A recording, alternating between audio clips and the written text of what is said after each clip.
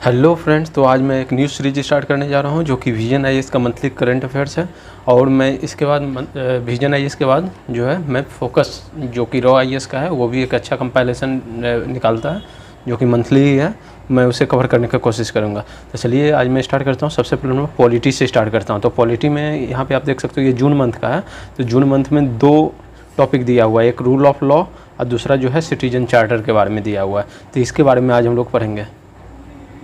तो सबसे पहले में हम लोग ये जानने की कोशिश करेंगे रूल ऑफ लॉ जो है क्यों न्यूज़ में था। तो रूल ऑफ लॉ इसलिए न्यूज़ में था क्योंकि चीफ जस्टिस ऑफ इंडिया जो है उन्होंने एक लेक्चर डिलीवर किया था रूल ऑफ लॉ पे, और उन्होंने बोला था कि जो story of rule of law है वो कहीं ना कहीं जो है स्टोरी ऑफ सिविलाइजेशन जो है ह्यूमन का, उससे कहीं ना कहीं मैच करता है।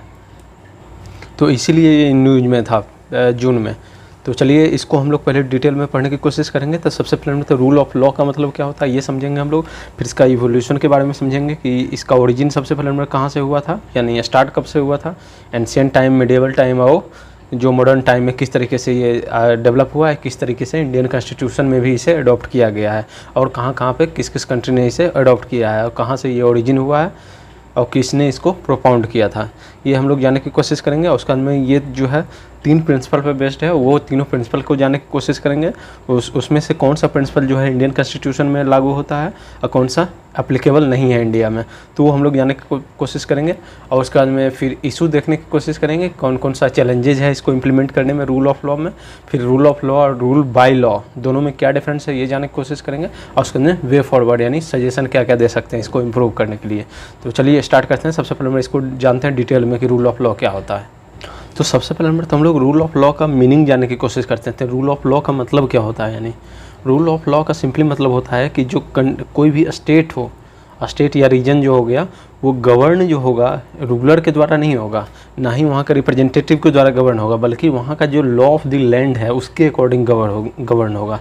लॉ ऑफ द लैंड कहने का मतलब वहाँ का जो लॉ है, जैसे अपने यहाँ कॉन्स्टिट्यूशन ऑफ इंडिया यानी कॉन्स्टिट्यूशन के अकॉर्डिंग गवर्न होगा, ना कि वहाँ का रूलर जो डिसाइड करेगा। जैसे कि आप देख लोगे नॉर्थ कोरिया में कोई ऐसा नहीं है, कॉन्स्टिट्यूशन के अकॉर्डिंग गवर्न नहीं होता। वहाँ क्या है, डिक्टेटरशिप है, वहाँ का रूलर उसको गवर्न करता है। लेकिन इंडिया में क्या है, इंडिया में कॉन्स्टिट्यूशन है कि कॉन्स्टिट्यूशन के अकॉर्डिंग सारा चीज़ होता है। ये जो रूल ऑफ लॉ है ये अपने कॉन्स्टिट्यूशन में कहीं पे भी डिफाइन किया हुआ नहीं है। ये भी स्टेटमेंट पूछ सकता है यूपीएससी में, प्रीलिम्स में पूछ सकता है कि rule of law is defined in the constitution. नहीं, ये गलत स्टेटमेंट है, क्योंकि रूल ऑफ लॉ जो है कहीं पे भी डिफाइन नहीं है कॉन्स्टिट्यूशन में। इसको जुडिशरी ने जो है 1973 में जो केशवानंद भारती केस हुआ था उसमें इसको जो है रूल ऑफ लॉ को basic structure of the constitution declare कर दिया गया। बेसिक स्ट्रक्चर करने का मतलब ये हुआ कि आप ये इसको जो है अमेंड भी नहीं किया जा सकता है, it can not be amended, यानी इसको अमेंड नहीं किया जा सकता है।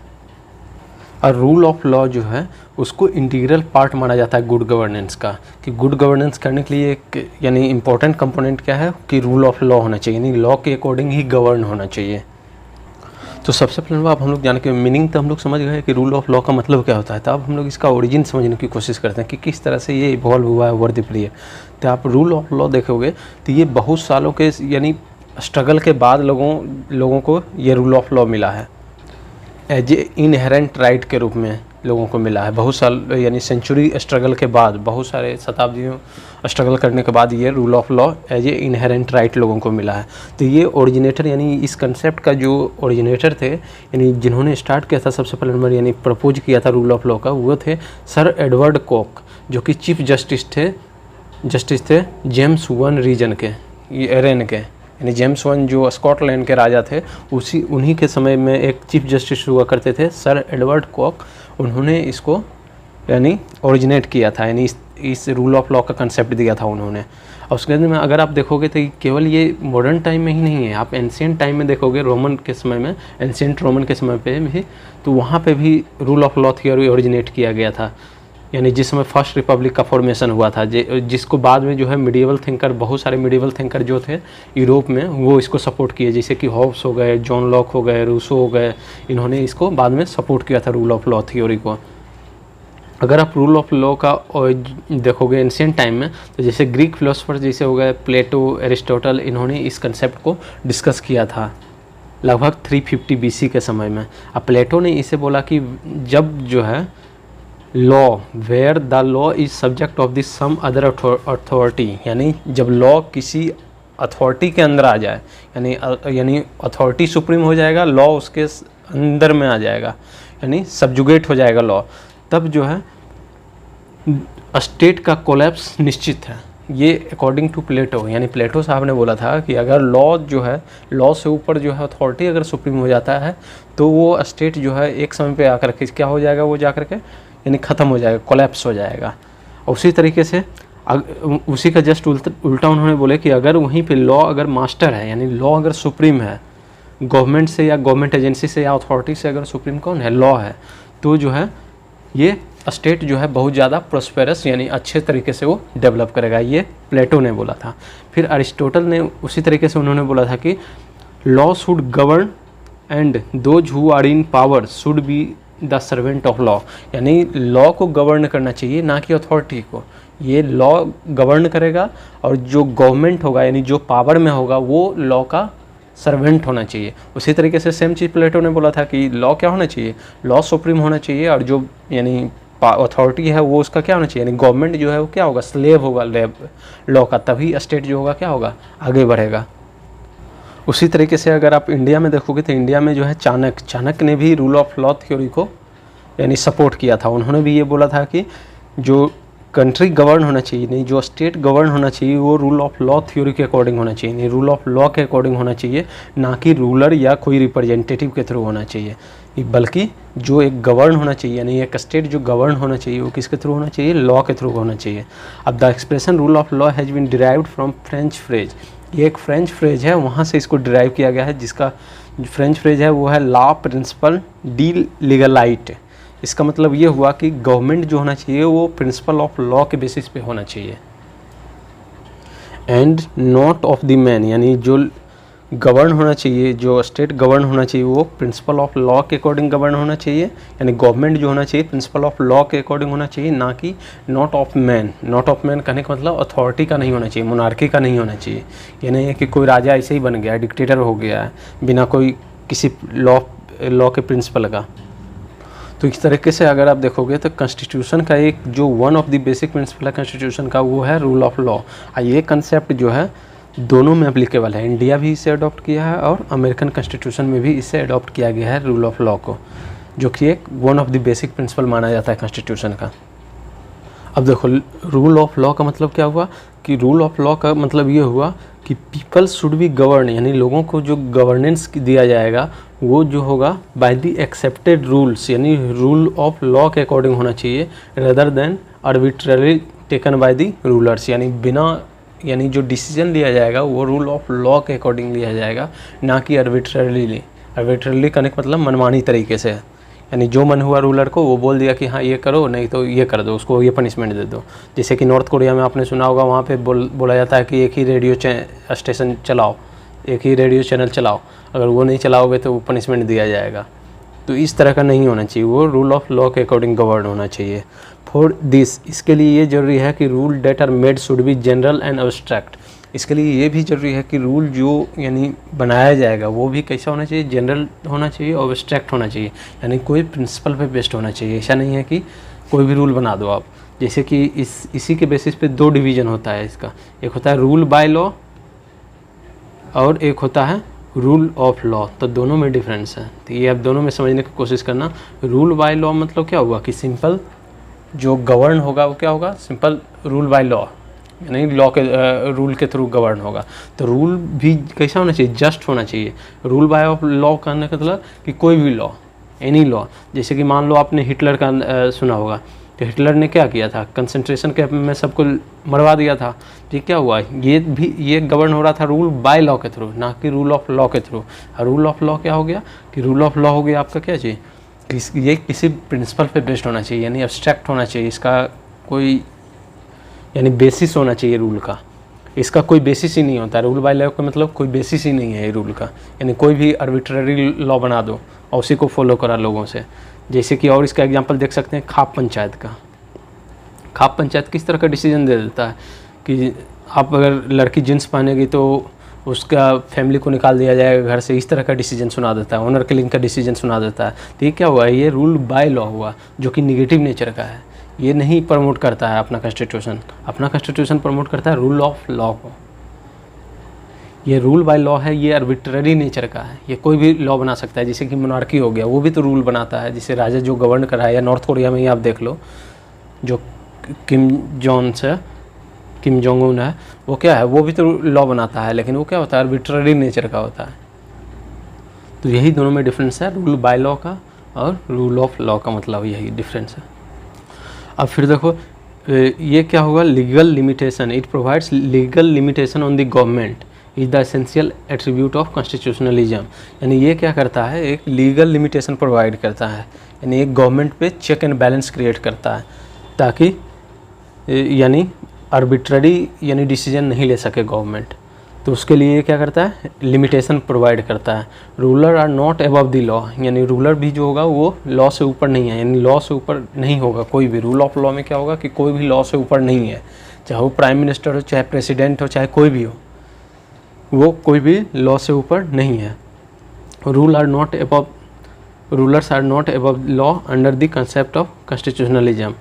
Government power is divided with law, यानी गवर्नमेंट का पावर को भी लॉ के अकॉर्डिंग डिवाइड किया गया है। जैसे अब कॉन्स्टिट्यूशन ऑफ इंडिया में उसमें क्या है, डिवीजन ऑफ पावर है कि लेजिस्लेटिव को अलग पावर दिया गया है, एग्जीक्यूटिव को अलग पावर दिया गया है और जुडिशरी को अलग पावर दिया गया है। और ये तीनों एक दूसरे पे क्या करेगा, चेक एंड बैलेंस क्रिएट करेगा। तो ये किसके अकॉर्डिंग होगा, ये लॉ के अकॉर्डिंग होगा। By one body and administered by another body. IC को मेंटेन करने के लिए क्या होना चाहिए, एक इंडिपेंडेंट जुडिशरी होना चाहिए, जो कि इसको देखते रहेगा कि लॉ सही बन रहा है या नहीं बन रहा है। तो उसके लिए क्या होना चाहिए, इंडिपेंडेंट जुडिशरी होना चाहिए। इसी को बोलते हैं रूल ऑफ लॉ। अब इसका अच्छे से मीनिंग देख लेते हैं, और इसी को आपको यानी मेंस में अगर आता है तो रूल ऑफ लॉ का यही डेफिनेशन लिखना है कि रूल ऑफ लॉ का सिंपल मीनिंग ये हुआ कि no man above the law, यानी कोई भी पर्सन जो होगा वो लॉ के ऊपर नहीं है। And also that every person is subject to the jurisdiction of ordinary court of law, यानी कोई भी पर्सन हो वो एक ही कोर्ट, यानी जो ऑर्डिनरी कोर्ट है वही कोर्ट सबके लिए होगा, चाहे वो प्राइम मिनिस्टर हो, चाहे वो प्रेसिडेंट हो, सबके लिए वही कोर्ट होगा, वही सुप्रीम कोर्ट, वही हाई कोर्ट, यानी किसी को स्पेशल प्रिविलेज नहीं दिया जाएगा। रूल ऑफ लॉ जो कंसेप्ट है ये ओरिजिनेट हुआ था इंग्लैंड में, बाद में इंडिया ने भी इसको एक्सेप्ट किया। और जो कंसेप्ट रूल ऑफ लॉ का मतलब ये हुआ कि नो पर्सन, यानी कोई भी पर्सन जो होगा उसको आर्बिट्ररी यानी हरास नहीं किया जाएगा या पनिश नहीं किया जाएगा, एक्सेप्ट अकॉर्डिंग टू लॉ, यानी उसको अगर पनिशमेंट भी मिलेगा तो अकॉर्डिंग टू लॉ मिलेगा, ना कि उसको आर्बिट्ररी उसको पनिश कर दिया जाएगा। तो अभी तक हम लोगों ने पढ़ा था कि जो रूल ऑफ लॉ का ओरिजिनेटर थे, यानी जो स्टार्ट किया था रूल ऑफ लॉ को, जिन्होंने स्टार्ट किया था वो थे Edward Coke, sir Edward Kock.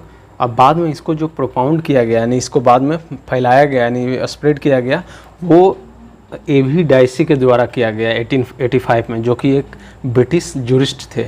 उन्होंने एक बुक लिखा कि the law of the constitution. इसी में उन्होंने रूल ऑफ लॉ को अच्छे से डिफ़ाइन किया और उसके लिए उन्होंने 3 प्रिंसिपल को पोस्टुलेट किया, यानी 3 प्रिंसिपल को बताया कि इसी 3 प्रिंसिपल पे जो है रूल ऑफ लॉ बेस्ड है। पहला उन्होंने बोला कि सुप्रीमेसी ऑफ लॉ, यानी लॉ से ऊपर कोई नहीं है, यानी लेक्स रेक्स, यानी लॉ इज द सुप्रीम। दूसरा प्रिंसिपल है equality before law. Equality before law means चाहे कोई भी हो, इरिस्पेक्टिव ऑफ देयर पोजीशन, चाहे प्राइम मिनिस्टर हो, चाहे प्रेसिडेंट हो, सारे के सारे क्या होगा, लॉ के सामने सब इक्वल है। फिर pre dominance of legal spirit, तो ये 3 प्रिंसिपल पे बेस्ड है। अब इसको हम लोग डिटेल में समझते हैं कि ये तीनों प्रिंसिपल क्या क्या है। तो पहला हो गया supremacy of law. Supremacy of law कहने का मतलब हुआ कि कोई भी आर्बिट्ररीनेस नहीं होगा या कोई भी डिस्क्रिशनरी पावर नहीं होगा। जो रूलर होगा उसके पास कोई भी आर्बिट्ररीनेस नहीं होगा और कोई भी डिस्क्रिशनरी पावर नहीं होगा। रूल ऑफ लॉ का ये मतलब हुआ, यानी सुप्रीमेसी ऑफ लॉ का मतलब ये हुआ कि लॉ ही जो होगा वो सुप्रीम होगा, लॉ ही डिसाइड करेगा किसको कौन पावर होगा, यानी वही डिसाइड करेगा, उसी के थ्रू गवर्न होगा। यानी अगर लॉ में नहीं है वो, तो आप किसी को पनिश नहीं कर सकते हो। अगर आप पनिशमेंट भी किसी को दोगे तो वो किसके अकॉर्डिंग होगा, लॉ के अकॉर्डिंग होना चाहिए। In order to understand it simply every man should be govern by law, यानी जो भी, यानी सोसाइटी हो, चाहे मैन हो, पर्सन हो, इंडिविजुअल हो, वो जो भी गवर्न होगा किसके थ्रू होगा, लॉ के थ्रू ही गवर्न होगा। There must be absence of wide discretionary power on the ruler, यानी रूलर के पास कोई भी डिस्क्रिशनरी पावर नहीं होगा। So that they can not make their own law, यानी ताकि वो अपना यानी लॉ नहीं खुद का बना सके जैसे कि नॉर्थ कोरिया में बनाता है।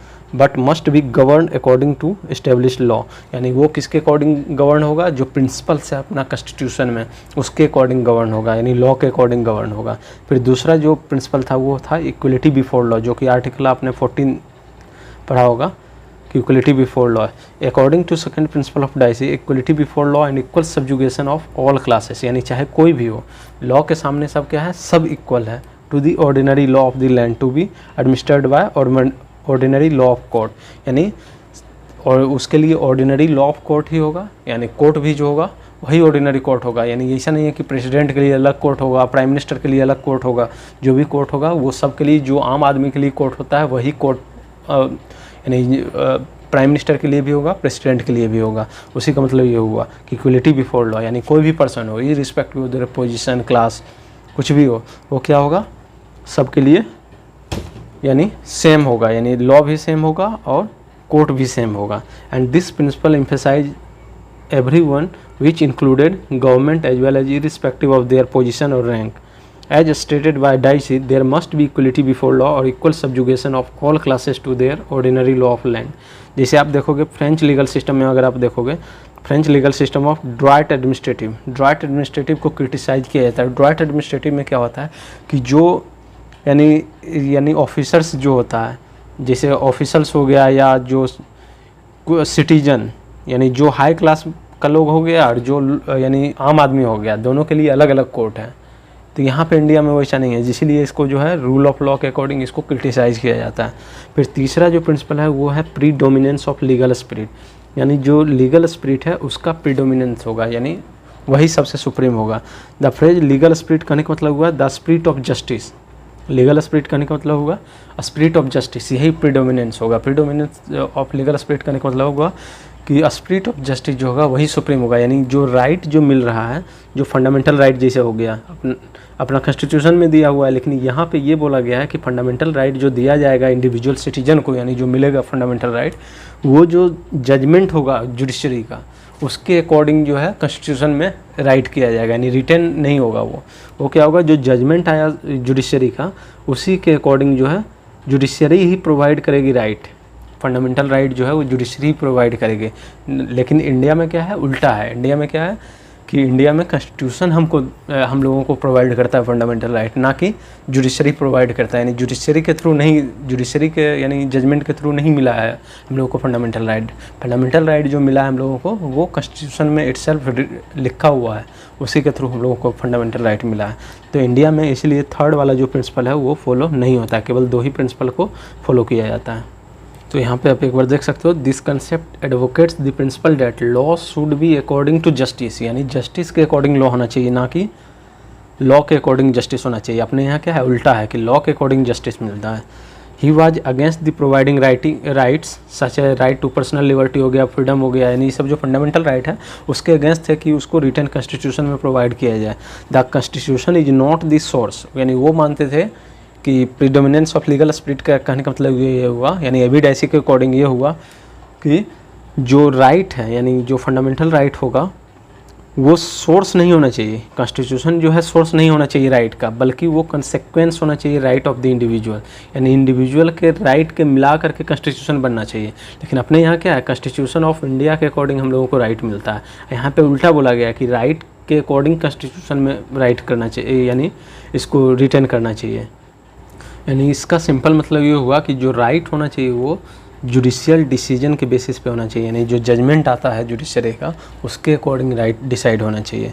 इसलिए ये अपने यहाँ नहीं इंक्लूड किया गया, केवल 2 ही इंक्लूड किया गया, 2 ही प्रिंसिपल को इंक्लूड किया गया है, सुप्रीमेसी ऑफ लॉ और equality before law.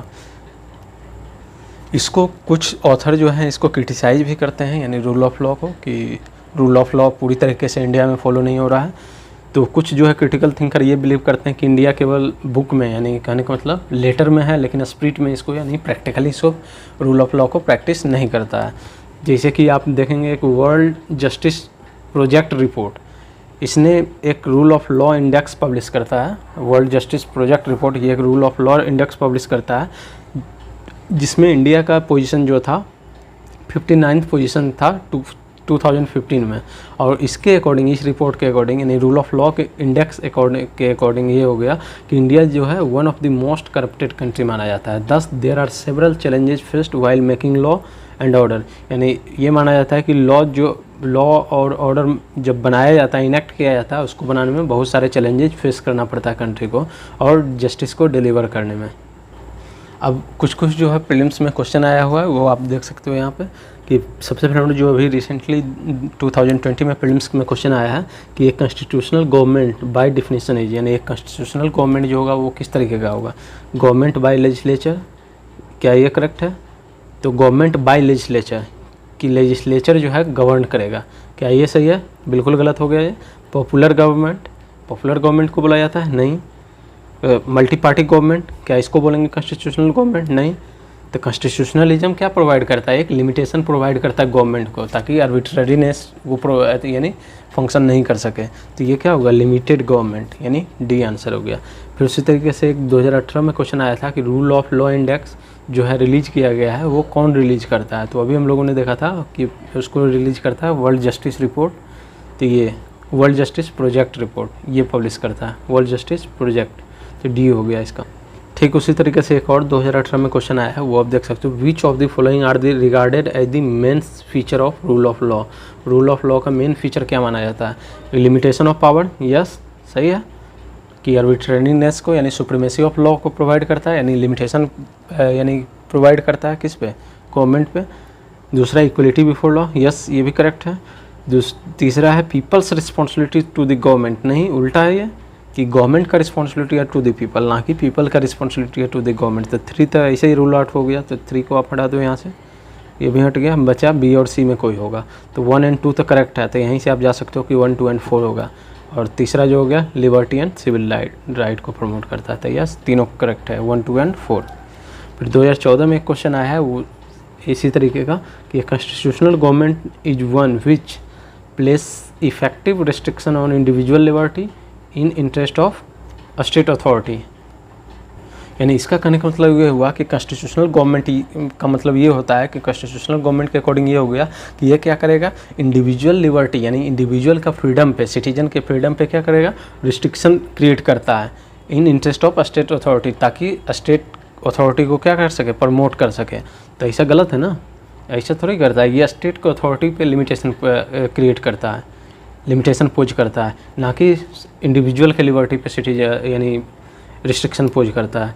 Places effective restriction on the authority of a state in the interest of individual liberty, yes ये करेक्ट है। 2 तो करेक्ट पूछ रहा है, तो 2 आंसर हो गया। तो इस तरीके से ये प्रीलिम्स में पूछा गया था क्वेश्चन। तो आप देख सकते हो किस तरह का सिंपल क्वेश्चन पूछा जा रहा है। तो चलिए अब इसको हम लोग डिटेल में एक बार देख लेते हैं कि what is rule of law. According to A V Dicey, rule of law का मतलब क्या हुआ? एब्सोल्यूट सुप्रीमेसी और predominance of the regular law as opposed to the influence of arbitrary power and excludes the existence of arbitrariness or even the wide discretionary power। इसको क्या करता है? Remove करता है। आर्बिट्रेरीनेस और वाइड डिस्क्रिशनरी पावर जो होता है स्टेट का, उस पर क्या करता है? लिमिटेशन पोज करता है। Only state that is govern by law imbibing ideals of justice and equity, यानी जो स्टेट गवर्न होता है रूल ऑफ लॉ के थ्रू, यानी लॉ के थ्रू गवर्न होता है, वो क्या करेगा? जस्टिस और इक्विटी जैसे जो वैल्यू सिस्टम है उसको ये अपने अंदर इम्बाइव करेगा। Can be said to have a rule of law, यानी जो भी लॉ, यानी जो गवर्नमेंट लॉ के थ्रू गवर्न हो रही है, यानी स्टेट जो है गवर्न हो रही है लॉ के थ्रू, और वो अपने अंदर लॉ के अंदर जो है जस्टिस और इक्विटी को शामिल करता है, तो उसी को बोला जाएगा कि rule of law. According to professor Dicey, rule of law contain 3 principle. इनके अकॉर्डिंग क्या है? 3 प्रिंसिपल पे बेस्ड है, supremacy of law, equality before law, predominance of legal aspect. ये हम लोग देख चुके हैं कि सुप्रीमेसी ऑफ लॉ मतलब क्या हुआ कि कोई भी पर्सन जो है यानी लॉ से अबव नहीं है, चाहे वो प्रेसिडेंट हो, प्राइम मिनिस्टर हो, कोई भी लॉ से ऊपर नहीं है। No man is punishable except for a distinct breach of law, ये हो गया सुप्रीमेसी ऑफ लॉ, यानी लॉ के अकॉर्डिंग जो भी होगा लॉ के अकॉर्डिंग ही होगा। यानी ये क्या किया कि सुप्रीमेसी जो है लॉ का, ये जो आर्बिट्रेरीनेस है यानी रूलर का, उस पर ये चेक करता है, उसको चेक करता है। फिर equality before law, equality before law मतलब लॉ से ऊपर कोई भी नहीं है, चाहे वो इरिस्पेक्टिव ऑफ एनीवन। फिर predominance of legal spirit, predominance of legal spirit means जो इंडिविजुअल के राइट से मिलकर के कॉन्स्टिट्यूशन बना है, ना कि कॉन्स्टिट्यूशन से यानी राइट डिराइव होता है। इंडिया में उल्टा है यहाँ पे, तो इसलिए ये यहाँ पे फॉलो नहीं होता है। ये ऑलरेडी हम लोगों ने देख चुका है कि रूल ऑफ लॉ थ्योरी जो है सबसे पहले एंशिएंट रोमन से ही आप इसको ट्रेस कर सकते हो। बाद में बहुत सारे मिडिवल थिंकर इसको सपोर्ट किया था, जैसे हॉब्स, जॉन लॉक, रूसो इसको सपोर्ट किया था। फिर चाणक्य ने भी रूल ऑफ लॉ थ्योरी को प्रोपोगेट किया था। फिर एक डिफरेंस देखना है कि रूल ऑफ लॉ में क्या होता है डिफरेंस, और रूल बाय लॉ क्या डिफरेंस होता है। इन अ सेंस अगर देखोगे रूल ऑफ लॉ का मतलब हो गया कि to control the unlimited exercise of the power, यानी अनलिमिटेड एक्सरसाइज जो है पावर का, उसको मेनली कंट्रोल करना by supreme law making authority of the land, while rule by law is laid down with the supreme law making authority of the land. यानी दोनों में क्या डिफरेंस है कि रूल ऑफ लॉ जो हो गया, रूल ऑफ लॉ मतलब हो गया कि लॉ जो होगा गवर्न करेगा किसको, अथॉरिटी को, यानी जो भी अथॉरिटी होगा किसके अकॉर्डिंग होगा, लॉ के अकॉर्डिंग होगा, रूल ऑफ लॉ के अकॉर्डिंग होगा। यानी ये इसका अनलिमिटेड जो पावर होगा अथॉरिटी का, उस पर ये चेक क्रिएट करता है। लेकिन रूल बाय लॉ कहने का मतलब क्या हुआ, ये अथॉरिटी लॉ बनाएगी और उसके अकॉर्डिंग अगर गवर्नेंस करेगी तो इसको बोलेंगे रूल बाय लॉ। जैसे कि आप एग्जाम्पल में देख सकते हो रूल बाय लॉ का क्या हो गया एग्जाम्पल, खाप पंचायत हो गया। खाप पंचायत क्या करती है कि एक सिंपल वो अपना रूल बनाए, भले वो गलत है, लेकिन वो क्या किया, उसने रूल बना दिया और वो उसको फॉलो करना पड़ेगा। फिर उसी तरह से ब्रिटिशर्स का बहुत सारा लॉ था जो कि गलत था। फिर उसी तरह से अभी आप देखोगे जैसे king Jong Un north Korea में, उसने क्या किया, उसने लॉ बना दिया, तो वो क्या हुआ, अथॉरिटी बना रही है लॉ और उसको फिर फॉलो करा रही है। जो फॉलो नहीं कर रहा है उसको क्या कर रहा है, पनिश कर रहा है। लेकिन रूल ऑफ लॉ करने का मतलब क्या हुआ कि कॉन्स्टिट्यूशन, जैसे इंडिया में कॉन्स्टिट्यूशन ऑफ इंडिया यानी प्रोवाइड करती है, उस पर चेक एंड बैलेंस क्रिएट करती है, ताकि कोई भी अथॉरिटी चाहे लेजिस्लेटिव हो, एग्जीक्यूटिव हो या जुडिशरी हो, कोई भी यानी आर्बिट्ररी अपना नहीं दिखा सके, यानी आर्बिट्ररी पावर को नहीं शो कर सके, उस पर वो क्या करती है, कंट्रोल करती है रूल ऑफ लॉ। तो rule of law is upheld when law are guided, यानी रूल ऑफ लॉ तब उसको माना जाएगा, तब किसी भी लॉ को जो है रूल ऑफ लॉ माना जाएगा जब वो किसी न किसी प्रिंसिपल पे बेस्ड हो। जैसे जस्टिस हो गया, इक्विटी हो गया, ये प्रिंसिपल पे बेस्ड हो, इसे प्रिंसिपल पे बेस्ड हो तो उसी को रूल ऑफ लॉ माना जाएगा। जैसे कि एग्जांपल के लिए आप देखोगे तो आर्टिकल 14 हो गया इंडिया में, the state shall not deny any person equality before law, यानी स्टेट जो है कभी भी किसी भी पर्सन को, चाहे वो कोई भी पर्सन मतलब क्या हुआ, चाहे वो फॉरेनर हो गया या सिटीजन हो गया, चाहे वो लीगल पर्सन हो गया, लीगल पर्सन कहने का मतलब कंपनी, तो वो भी हो गया। तो पर्सन, कोई भी पर्सन को जो है स्टेट जो है यानी डिनाई नहीं करेगा to any person equality before law, यानी उसको इक्वल थी इक्वलिटी इक्वल माना जाएगा लॉ के सामने, और the equal protection of law within the territory of India and discrimination on the ground of religion, race, caste, sex और place of birth, ये सब पे प्रोहिबिट किया गया। यानी ये सब बेसिस पे स्टेट जो है कभी भी डिस्क्रिमिनेट नहीं कर सकता है।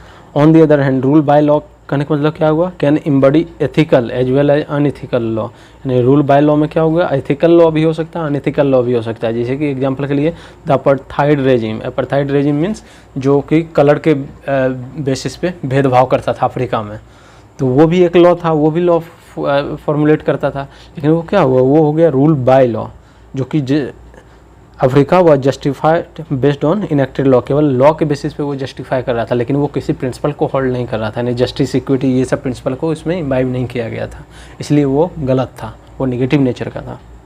अब देखो importance of rule of law, rule of law क्यों जरूरी है, तो पहला चीज़ ये क्या करता है, इंश्योर करता है सोशल जस्टिस को। सोशल जस्टिस करने का मतलब समाज में जो बैकवर्ड क्लासेस है, जो लोअर स्टेटस से आ रहा है, जिसको यानी जस्टिस नहीं मिल पाता है, तो उसको ये जस्टिस प्रोवाइड करता है।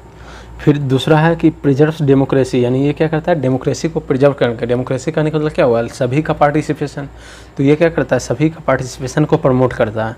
फिर constant on arbitrary use of power, जो आर्बिट्ररीनेस होता है अथॉरिटी का, उसको कहीं ना कहीं चेक करता है, उस पर लिमिटेशन क्रिएट करता है गवर्नमेंट पे।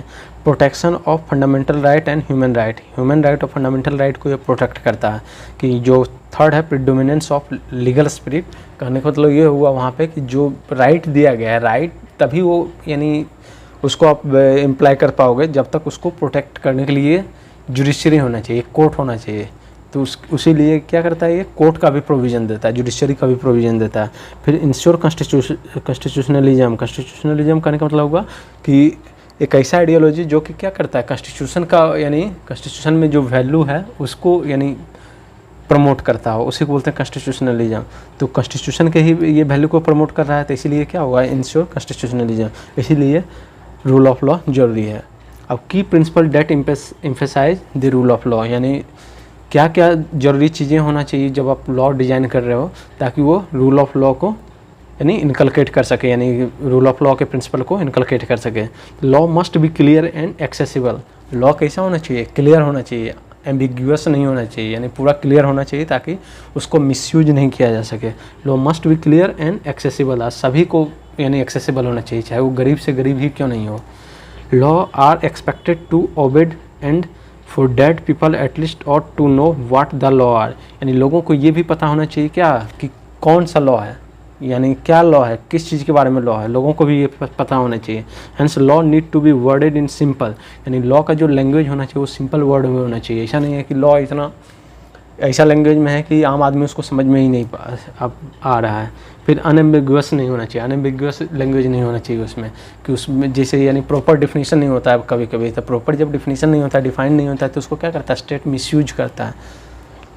तो ये हो गया पहला प्रिंसिपल। फिर equality before law, equality before law means हो गया important aspect of equality before law are having equal access to justice, यानी सभी को इक्वल एक्सेस प्रोवाइड करना जस्टिस का। Ensuring gender equality, gender equality को प्रमोट करना। Equal access to justice form the bedrock of rule of law, ये इसका bedrock माना जाता है, यानी फाउंडेशन माना जाता है इक्वल एक्सेस टू जस्टिस। आप जस्टिस ही नहीं प्रोवाइड करोगे तो क्या होगा। दूसरा है कि right to participate in the creation and refinement of law, यानी जब लॉ का यानी क्रिएशन हो रहा हो तो उसमें लोगों का पार्टिसिपेशन होना चाहिए, चाहे वो डायरेक्टली हो या तो इनडायरेक्टली हो गया। जैसे अपने यहाँ क्या है कि इनडायरेक्टली हम लोग क्या करते हैं, अपने बिहाफ पे यानी सिटीजन के बिहाफ पे क्या होता है कि हम अपने रिप्रेजेंटेटिव को चुन करके भेजते हैं, वही क्या करता है, वही लॉ बनाता है, यानी क्या हुआ, सिटीजन का इन्वॉल्वमेंट हो गया, तो क्या करेगा, डेमोक्रेसी को प्रमोट कर रहा है। The very essence of democracy is that its has citizenry has role to play, यानी उसमें जो आम आदमी हो उसका पार्टिसिपेशन बहुत जरूरी है, वेदर डायरेक्टली और indirectly in the law that govern them. In India it is done through election, जैसे हम लोग इलेक्शन में क्या करते हैं, वोट देते हैं, where the people get to exercise their universal adult franchise to elect the people who form part of parliament which enacts law. वही हम अपना रिप्रेजेंटेटिव को चुन करके भेजते हैं, वही क्या करता है, हमारे भी आप पे वो लॉ बनाता है। फिर स्ट्रॉन्ग इंडिपेंडेंट जुडिशरी होना चाहिए। अब ये सब आपने राइट तो दे दिया, लेकिन इसको क्या करना चाहिए, इसको प्रोटेक्ट करने के लिए क्या होना चाहिए, कोर्ट होना चाहिए, जुडिशरी होना चाहिए, तभी तो इसके लिए ज़रूरी है, जुडिशरी होने के लिए ज़रूरी है कि एक इंडिपेंडेंट जुडिशरी होना चाहिए ताकि बायस नहीं रहे वो। तो the judiciary is the prime organ which is tasked with ensuring that the law which are enacted are in line with constitution, यानी जुडिशरी का ये काम है कि जो लॉ है वो कैसे होना चाहिए, जो कॉन्स्टिट्यूशन का यानी प्रिंसिपल है उसके अकॉर्डिंग होना चाहिए। इसीलिए जुडिशरी ने क्या यानी प्रोपोगेट किया basic structure of the constitution, यानी जो वैल्यू है, इंपॉर्टेंट वैल्यू है कॉन्स्टिट्यूशन में, उसके अकॉर्डिंग कोई भी लॉ होना चाहिए। अगर आप उसको वायलेट करेगा तो क्या हो जाएगा, उसको इनवैलिड डिक्लेयर कर देगा, यानी नल एंड वॉइड डिक्लेयर कर देगा judiciary. So judicial review of law is one of the main function of judiciary, इसलिए जुडिशियल रिव्यू जो होता है सबसे इंपॉर्टेंट हो जाता है आर्टिकल 13।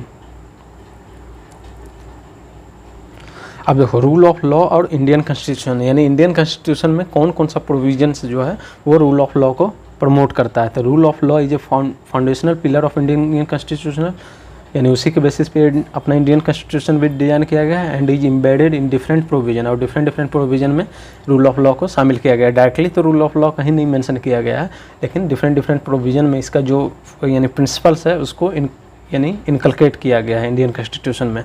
जैसे कि एग्जांपल में आप देख सकते हो, rule of law is a part of basic structure of the Indian constitution, ये केशवानंद भारती केस में यानी सुप्रीम कोर्ट ने डिक्लेयर कर दिया। फिर supremacy of the constitution, constitution he supreme है यहाँ पे इंडिया में, लेकिन इंग्लैंड में अगर आप देखोगे ब्रिटिश में, तो ब्रिटिश में वहाँ पे क्या है, रिटन कॉन्स्टिट्यूशन नहीं है, तो वहाँ पे सुप्रीम जो होगा क्या होगा, सुप्रीम वहाँ पे पार्लियामेंट है, लेकिन इंडिया में क्या है, सुप्रीम कॉन्स्टिट्यूशन है। तीसरा देखोगे तो आर्टिकल 13 वो क्या करता है, जुडिशियल रिव्यू का प्रोविजन प्रोवाइड करता है, तो ये भी क्या होगा, ये भी किसका यानी प्रिंसिपल है, ये भी रूल ऑफ लॉ का प्रिंसिपल है। फिर आर्टिकल 14 वहीं पे इंश्योरिंग इक्वलिटी बिफोर लॉ और इक्वल प्रोटेक्शन ऑफ लॉ, तो ये भी रूल ऑफ लॉ को यानी प्रोटेक्ट करा है। फिर आर्टिकल 21 वो क्या करता है, चेक करता है किसके अगेंस्ट, आर्बिट्ररी जो एग्जीक्यूटिव एक्शन होता है उसके अगेंस्ट चेक प्रोवाइड करता है। फिर सेपरेशन ऑफ पावर दिया गया है जो कि लेजिस्लेटिव, एग्जीक्यूटिव और जुडिशरी के में क्या करता है, सेपरेशन ऑफ पावर को यानी प्रमोट करता है, जो कि आर्टिकल 50 है ऑफ द इंडियन कॉन्स्टिट्यूशन। फिर उसी तरीके से इंडिपेंडेंट जुडिशरी है अपने अंदर यहाँ पे। तो ये सब क्या हुआ, ये सब इंडियन कॉन्स्टिट्यूशन में यानी डिफरेंट प्रोविजन में रूल ऑफ लॉ को यानी शामिल किया गया है। डायरेक्टली तो कहीं पे रूल ऑफ लॉ मेंशन नहीं है इंडियन कॉन्स्टिट्यूशन में। अब कुछ देखो एक्सेप्शंस है रूल ऑफ लॉ का, यानी रूल ऑफ लॉ लागू नहीं होता है, वो उस पर अप्लीकेबल नहीं होता है। तो पहला जैसे हो गया आर्टिकल 361। आर्टिकल 361 के अकॉर्डिंग ये हो गया कि प्रेसिडेंट और गवर्नर जो है अपने ऑफिस में यानी ड्यूटी के दौरान वो जो भी यानी ड्यूटी परफॉर्म करता है उसके लिए वो आंसरेबल नहीं है किसी भी कोर्ट में। दूसरा है कि प्रेसिडेंट और गवर्नर के अगेंस्ट क्रिमिनल प्रोसीडिंग नहीं किया जा सकता है जब तक वो अपने ऑफिस को परफॉर्म कर रहा है, यानी ऑफिस में जब तक है तो उसके अकॉर्डिंग वो यानी उनके अगेंस्ट जो है कभी भी क्रिमिनल प्रोसीडिंग नहीं इंस्टीट्यूट किया जा सकता है, यानी स्टार्ट नहीं किया जा सकता है, क्रिमिनल प्रोसीडिंग नहीं स्टार्ट किया जा सकता है, चाहे वो गवर्नर हो चाहे वो प्रेसिडेंट हो, during his term of office. जब तक यानी ऑफिस में है वो तब तक उनके अगेंस्ट क्रिमिनल प्रोसीडिंग स्टार्ट नहीं किया जा सकता है। तीसरा जो है प्रेसिडेंट और गवर्नर को जब तक वो ऑफिस में अपना ऑफिस परफॉर्म कर ऑफिस ड्यूटी परफॉर्म कर रहे हैं, टर्म ऑफ ऑफिस को परफॉर्म कर रहे हैं, उनको यानी क्या बोलते हैं उसको, अरेस्ट नहीं किया जा सकता है। प्रेसिडेंट और गवर्नर को अरेस्ट नहीं किया जा सकता है या इम्प्रिजनमेंट नहीं दिया जा सकता है। फिर इसी तरीके से कोई सिविल प्रोसीडिंग नहीं किया यानी स्टार्ट किया जा सकता है प्रेसिडेंट और गवर्नर के अगेंस्ट, एक्सेप्ट अगर सिविल प्रोसीडिंग स्टार्ट करना है तो उसके लिए 2 महीने का एडवांस नोटिस देना पड़ेगा, 2 मंथ का एडवांस नोटिस देना पड़ेगा दोनों को। फिर दूसरा जो प्रोविज़न है यानी एक्सेप्शन दिया गया है वो दिया गया है यानी प्रेस को।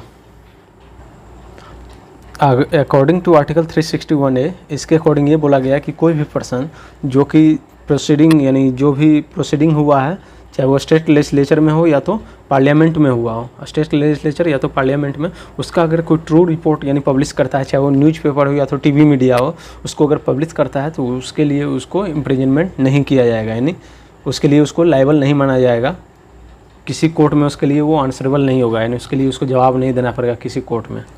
फिर उसी तरीके से आर्टिकल 105 ये बोलता है कि कोई भी मेंबर ऑफ पार्लियामेंट हो, कोई भी मेंबर ऑफ पार्लियामेंट अगर वो पार्लियामेंट में कुछ भी बोलता हो तो उसके लिए वो कोर्ट में लायबल नहीं होगा, यानी कोर्ट उसको यानी नहीं पूछ सकता है उसके बारे में। तो ये हो गया 105। उसी तरीके से अगर आप 89 जब जोड़ दोगे तो स्टेट का हो जाएगा, 89 इसमें प्लस कर दो तो ये हो जाएगा 194। तो 194 में उसी तरीके से मेंबर ऑफ स्टेट लेजिस्लेचर है वो एमएलए, यानी एमएलए भी अगर कुछ भी स्टेट लेजिस्लेचर में बोलता है या उसके कमेटी के सामने कुछ बोलता है तो उसके लिए वो लायबल नहीं होगा, किसी भी कोर्ट में आंसरेबल नहीं होगा। तो ये आर्टिकल 194 हो गया। फिर उसी तरीके से आर्टिकल 31C ये बोलता है कि अगर स्टेट जो है डीपीएसपी का कुछ प्रोविज़न है जैसे 39B और C, ये जब इसको इम्प्लीमेंट करने के लिए कोई लॉ ला रहा है वो आर्टिकल 14 को अगर वायलेट कर रहा है, इक्वलिटी बिफोर लॉ को, तो भी क्वेश्चन नहीं किया जा सकता, यानी इस ग्राउंड पे इसको इनवैलिड नहीं कहा जा सकता है कि ये फंडामेंटल राइट को यानी वायलेट कर रहा है। तो इसके लिए सुप्रीम कोर्ट ने बोला कि जब जब आर्टिकल 39B और C comes in, article 14 goes out, यानी इसका कोई रिलेवेंस नहीं रह जाता है। फिर उसी तरीके से जो फॉरेन सॉवरेंस है, फॉरेन सॉवरेंस कहने का मतलब रूलर्स, फॉरेन रूलर जो हो गया यानी दूसरे कंट्री का यहाँ पे जो रूलर आया, चाहे जैसे अमेरिका के प्रेसिडेंट आ गए या एम्बेसडर है यहाँ पे या तो डिप्लोमेट्स हो गया वियना कन्वेंशन के अकॉर्डिंग, तो वो सबको भी क्रिमिनल और सिविल प्रोसीडिंग में छूट मिलता है, यानी एक्सेप्शन दिया जाता है। फिर उसी तरीके से यूनाइटेड नेशन ऑर्गेनाइजेशन का जो कोई भी ऑफिसर हो या तो इसका कोई एजेंसी है उसको डिप्लोमेटिक इम्यूनिटी मिलता है। तो ये सब 6-7 जो है एक्सेप्शन है रूल ऑफ लॉ, जिसके ऊपर रूल ऑफ लॉ जो है लागू नहीं होता है, यानी इक्वलिटी बिफोर लॉ लागू नहीं होता है, आर्टिकल 14 अप्लीकेबल नहीं होता है। तो ये तो एक्सेप्शन हो गया। अब हम लोग देखेंगे कि जो रूल ऑफ लॉ है उसको इम्प्लीमेंट करने में क्या क्या चैलेंजेज आ रहा है। तो चैलेंजेस देखो, चैलेंजेस पहले तो लेजिस्लेटिव लेवल पे ही होगा। लेजिस्लेटिव यानी जिसमें लॉ का यानी इनेक्ट हो रहा है उसी लेवल पे होगा। तो पहला लेजिस्लेटिव लेवल पे होगा, दूसरा इम्प्लीमेंटेशन लेवल पे होगा, तीसरा जो होगा अपहोल्डिंग लेवल पे, अपहोल्डिंग जस्टिस यानी जस्टिस प्रोवाइड के लेवल पे होगा, फिर ग्रीवांस रिड्रेसल लेवल पे होगा। तो इस तरीके से डिफरेंट लेवल पे होगा। तो डिफरेंट लेवल पे डिफरेंट चैलेंजेज हैं। जिसे अगर लेजिस्लेटिव फ्रेमवर्क लेवल पे ही देखोगे, यानी लेजिस्लेशन के ही लेवल पे देखोगे, तो वहाँ पे चैलेंजेस क्या है कि ज़्यादातर आर्काइक लॉ है। आर्काइक लॉ मतलब होता है ओल्ड लॉ, बहुत काफ़ी पुराना लॉ है। यानी बहुत सारे लॉ तो जो है ब्रिटिशर्स के ही समय का है और उसका कोई रिलेवेंस नहीं है। जैसे लॉ विच आर एब्सोल्यूट हो गया, बहुत सारे लॉ रिडंडेंट है, रिपीटेटिव है, यानी एक ही लॉ है, फिर दूसरा लॉ जो है उसमें भी यही प्रोविज़न दिया गया है। इरिलेवेंट हो गया करंट टाइम्स में। जैसे कि आप सुने होंगे कि बहुत सारे, जब मोदी गवर्नमेंट आई थी तो लगभग 500 से ज़्यादा लॉ को जो है स्टक डाउन किया था। जैसे से बस बहुत सारा इस पर ऐसा लॉ है जैसे कि आपको पतंग उड़ाना है तो उसके लिए भी परमिशन चाहिए था। ये सब लॉ फालतू का लॉ है जिसका कि कोई रिलेवेंस ही नहीं है। तो बहुत सारे आर्काइक लॉ है। जैसे अभी भी सुप्रीम कोर्ट ने सेक्शन 377 को स्टक डाउन कर दिया था, अडल्ट्री लॉ को यानी हटा दिया था। तो इस तरीके से क्या हुआ, बहुत सारे पुराना लॉ है, makes the legal process long, और इसके कारण से क्या हो जाता है, बहुत सारा लेंदी हो जाता है और एक्सपेंसिव हो जाता है और टाइम कंज्यूमिंग हो जाता है। फिर उसी तरह से मल्टीप्लिसिटी ऑफ लॉ कहने का मतलब हुआ कि किसी भी एक चीज़ पे जो है बहुत सारे लॉ बनाया हुआ है। जैसे कि आप लेबर लॉ ही देखोगे तो लेबर लॉ में क्या हुआ, डिफरेंट स्टेट का बहुत सारे लॉ हो गया, फिर स्टेट गवर्नमेंट का अलग लॉ है। इस तरह से यानी 40 से 50 लॉ है केवल लेबर लॉ से रिलेटेड। तो इसी तरह से इसको क्या किया गया, गवर्नमेंट ने क्या किया, इसको कोडिफाई करके इसको, जैसे अगर आप वेज पे ही देखोगे तो वेज पे बहुत सारे लॉ हैं, वेज से रिलेटेड बहुत सारे लॉ, तो उसको क्या किया गवर्नमेंट वेज कोड रूल में कोडिफाई कर दिया। तो इस तरीके से क्या होगा, मल्टीप्लिसिटी ऑफ लॉ हो गया। The multiplicity and complexity of law make compliance, deterrence and effective enforcement क्या होता है, डिफिकल्ट बना देता है। इम्पॉसिबल तो नहीं लेकिन डिफिकल्ट कर देता है। The result is circumvention by citizen. और जब इतना ज़्यादा मल्टीप्लिसिटी होगा यानी लेंदी होगा तो क्या होगा, सिटीजन उसको बाईपास करने की कोशिश करेगा। इसी के कारण से क्या होता है, करप्शन इंक्रीज होता है। And businesses making the vulnerable to harassment from state fluctuation functionary. ये मल्टीप्लिसिटी ऑफ लॉ के कारण से क्या होता है, जो स्टेट गवर्नमेंट का जो यानी ब्यूरोक्रेट सारे के होता है, इसका फ़ायदा उठा करके क्या होता है, हरास करने की कोशिश करता है जो यानी वल्नरेबल सिटीजन होता है उसको। फिर उसी तरीके से क्या होगा, क्रिमिनलाइजेशन ऑफ पॉलिटिक्स, यानी जो लॉ मेकर है वही क्या है, वही सबसे ज़्यादा क्रिमिनल वहाँ पे बैठा हुआ है। जैसे कि आप एक रिपोर्ट देखोगे एसोसिएशन ऑफ डेमोक्रेटिक रिफॉर्म, उसके अकॉर्डिंग अगर ही आप रिपोर्ट देखोगे तो 2009 में लगभग 15% जो MP थे वो लगभग 15% के अगेंस्ट जो है क्रिमिनल चार्जेस था। फिर 2014 इलेक्शन में ये बढ़ करके 17% हो गया और वहीं पे 2019 में जो बढ़ करके 19% सिटिंग MLA जो है जिसके अगेंस्ट क्या है यानी क्रिमिनल चार्जेज है। तो यानी जो लॉ मेकर है वही खुद उसके ऊपर क्रिमिनल चार्जेज है। फिर ये तो था लेजिस्लेशन यानी इनेक्टमेंट ऑफ लॉ के लेवल पे यानी चैलेंजेस था। फिर हो गया चैलेंजेज हो गया इम्प्लीमेंटेशन में, यानी लॉ के इम्प्लीमेंटेशन में क्या क्या चैलेंजेज आता है। तो पहला तो आता है एडमिनिस्ट्रेटिव चैलेंज। एडमिनिस्ट्रेटिव चैलेंज करने का मतलब हुआ बहुत सारे कॉलोनियल एरा के लॉ है, यानी बहुत सारे पुराना लॉ जो कि इंडिया में अभी भी है। फिर उसी तरीके जैसे कि ऑफिशियल सीक्रेट एक्ट हो गया। फिर उसी तरीके से डीप पॉलिटिसाइजेशन हो गया कि बहुत सारे पे लॉ इसलिए नहीं इम्प्लीमेंट किया जाता है कि लगेगा कि उस कास्ट का लोग या उस रिलीजन का लोग बुरा मान जाएगा, तो इसलिए इम्प्लीमेंट ही नहीं किया जाता है। फिर उसी तरीके से हो गया ओवर सेंट्रलाइज्ड हायरार्की, यानी सेंट्रल लेवल पे ज़्यादा डिसीजन लिया जाता है। ऑल्सो बर्डन द पुलिस भी जो है, पुलिस में भी आप सुने होंगे कि रिफॉर्म का ज़रूरत है। क्यों? क्योंकि पुलिस पे भी बहुत ज़्यादा बर्डन है, तो पुलिस भी सही से इसको इम्प्लीमेंट नहीं कर पाती है। फिर law as a tool of operation, ज़्यादातर फिर आप देखोगे इम्प्लीमेंटेशन लेवल पे जो चैलेंज आ रहा है कि लॉ को जो है as a tool of operation, यानी आपने सरकार के अगेंस्ट बोला तो आपके अगेंस्ट क्या करेगा कि चार्जेज लगा देगा। जैसे कि UAPA, इसका मिसयूज बहुत ज़्यादा किया जाता है। ऑफिशियल सीक्रेट एक्ट, ये सब का आप देखोगे कि केसेस फाइल ज़्यादा हुआ है लेकिन कन्विक्शन रेट देखोगे तो बहुत कम है, यानी 1 से 2% के बीच में। यानी इसका मतलब क्या हुआ कि लॉ का जो है मिसयूज किया जा रहा है। अगर आप सरकार के अगेंस्ट बोलोगे तो वो आपके ऊपर चार्ज कर देगा। Using law for operation illustrated year of the in the fabric of constitutionalism, यानी अगर आप लॉ को एज ए ऑपरेशन के रूप में यूज कर रहे हो तो इसका मतलब क्या हुआ कि कॉन्स्टिट्यूशनलिज्म यानी कॉन्स्टिट्यूशन का जो वैल्यू है कहीं ना कहीं उसका फैब्रिक जो है फाउंडेशन है उसको आप कमज़ोर कर रहे हो। And the rule of law in India, for example sedition cases हो गया कि आप सरकार के बहुत सारे जैसे पत्रकार हो गया, जैसे सिंगल जर्नलिस्ट विनोद दुआ, उनको क्या किया गया, चार्ज कर दिया गया सेडिशन के अगेंस्ट। लेकिन सेडिशन का देखो आप अगर कन्विक्शन रेट देखोगे तो बहुत ही कम है, 2% से भी कम है। उसी तरीके से एडमिनिस्ट्रेटिव चैलेंज में यहाँ पे भी बता सकते हो कि कॉलोनियल लॉ, तो सेडिशन जो है, सेडिशन एक तरह का कॉलोनियल लॉ है कि 1990 में जो है रॉलेट एक्ट जो लाया गया था वही है सेडिशन एक्ट। मेनली जो उस समय लाया था ब्रिटिशर्स ने लाया था कि जो भी अगेंस्ट रहेगा ब्रिटिश गवर्नमेंट का उसको डाल दिया जाएगा जेल में बिना कोई यानी सुनवाई का। इसमें से ज़्यादातर यानी कि लॉ ऐसा है जो कि नॉन बेलेबल है, यानी एक बार आपको इसके अगेंस्ट चार्ज कर दिया गया तो आपको जल्दी बेल नहीं मिलेगा। जैसे कि यहीं पे एग्जांपल देख सकते हो, जो सीनियर जर्नलिस्ट थे विनोद दुआ को, उन्होंने क्रिटिसाइज़ किया था गवर्नमेंट को कि कोविड-19 लॉकडाउन को मिस हैंडलिंग के लिए यानी क्रिटिसाइज़ किया था। तो उसके बाद उनको क्या किया गया, लॉ यानी सेडिशन के अगेंस्ट चार्ज कर दिया गया, जो कि कहीं ना कहीं ये इंडिकेट कर रहा है कि रूल बाय लॉ है। यानी ये क्या कर रहा है, रूल बाय लॉ हो गया, यानी rather than rule of law. अब देखो ये सब मेनली लॉ क्यों लाया गया, ताकि लोगों को जस्टिस प्रोवाइड किया जा सके थे। लेकिन जस्टिस अपहोल्ड करने के ही लेवल पे भी यहाँ पे भी आपको चैलेंजेस देखने को मिलेगा क्या, कि ओवरबर्डन जुडिशियल सिस्टम में देखोगे बहुत सारे केसेस पेंडिंग है, चाहे वो आप लोअर लेवल पे लोअर कोर्ट में देख लोगे, लोअर कोर्ट में और ज़्यादा हाई कोर्ट लेवल पे देखोगे, चाहे सुप्रीम कोर्ट पे लेवल पे देखोगे, सबऑर्डिनेट कोर्ट लेवल पे देखोगे, यानी नंबर ऑफ केसेस यानी पेंडिंग है, जो कि यानी आप समझो 20-20 साल 30-30 साल बहुत पुराना केसेस अभी तक पेंडिंग है। फिर इन्फ्लुएंस ऑफ सोशल मीडिया, बहुत बार क्या होता है कि सोशल मीडिया के इन्फ्लुएंस में भी आकर के क्या करती है जज, यानी जज को जजमेंट देना पड़ता है। The new media tool have enormous amplifying ability hence जजेस should not be swayed by the emotional pitch of the public opinion. यानी जजेज को क्या करना चाहिए कि ये जो सोशल मीडिया पे कभी कभी चलाया जाता है ना, ट्विटर कैंपेन चलाया जाता है कि justice for him, justice for इस तरह का, तो इसके इमोशन पे आकर के जस्टिस यानी जजेज को जजमेंट नहीं देना चाहिए इमोशन में आकर के, which is getting amplified through the social media platform.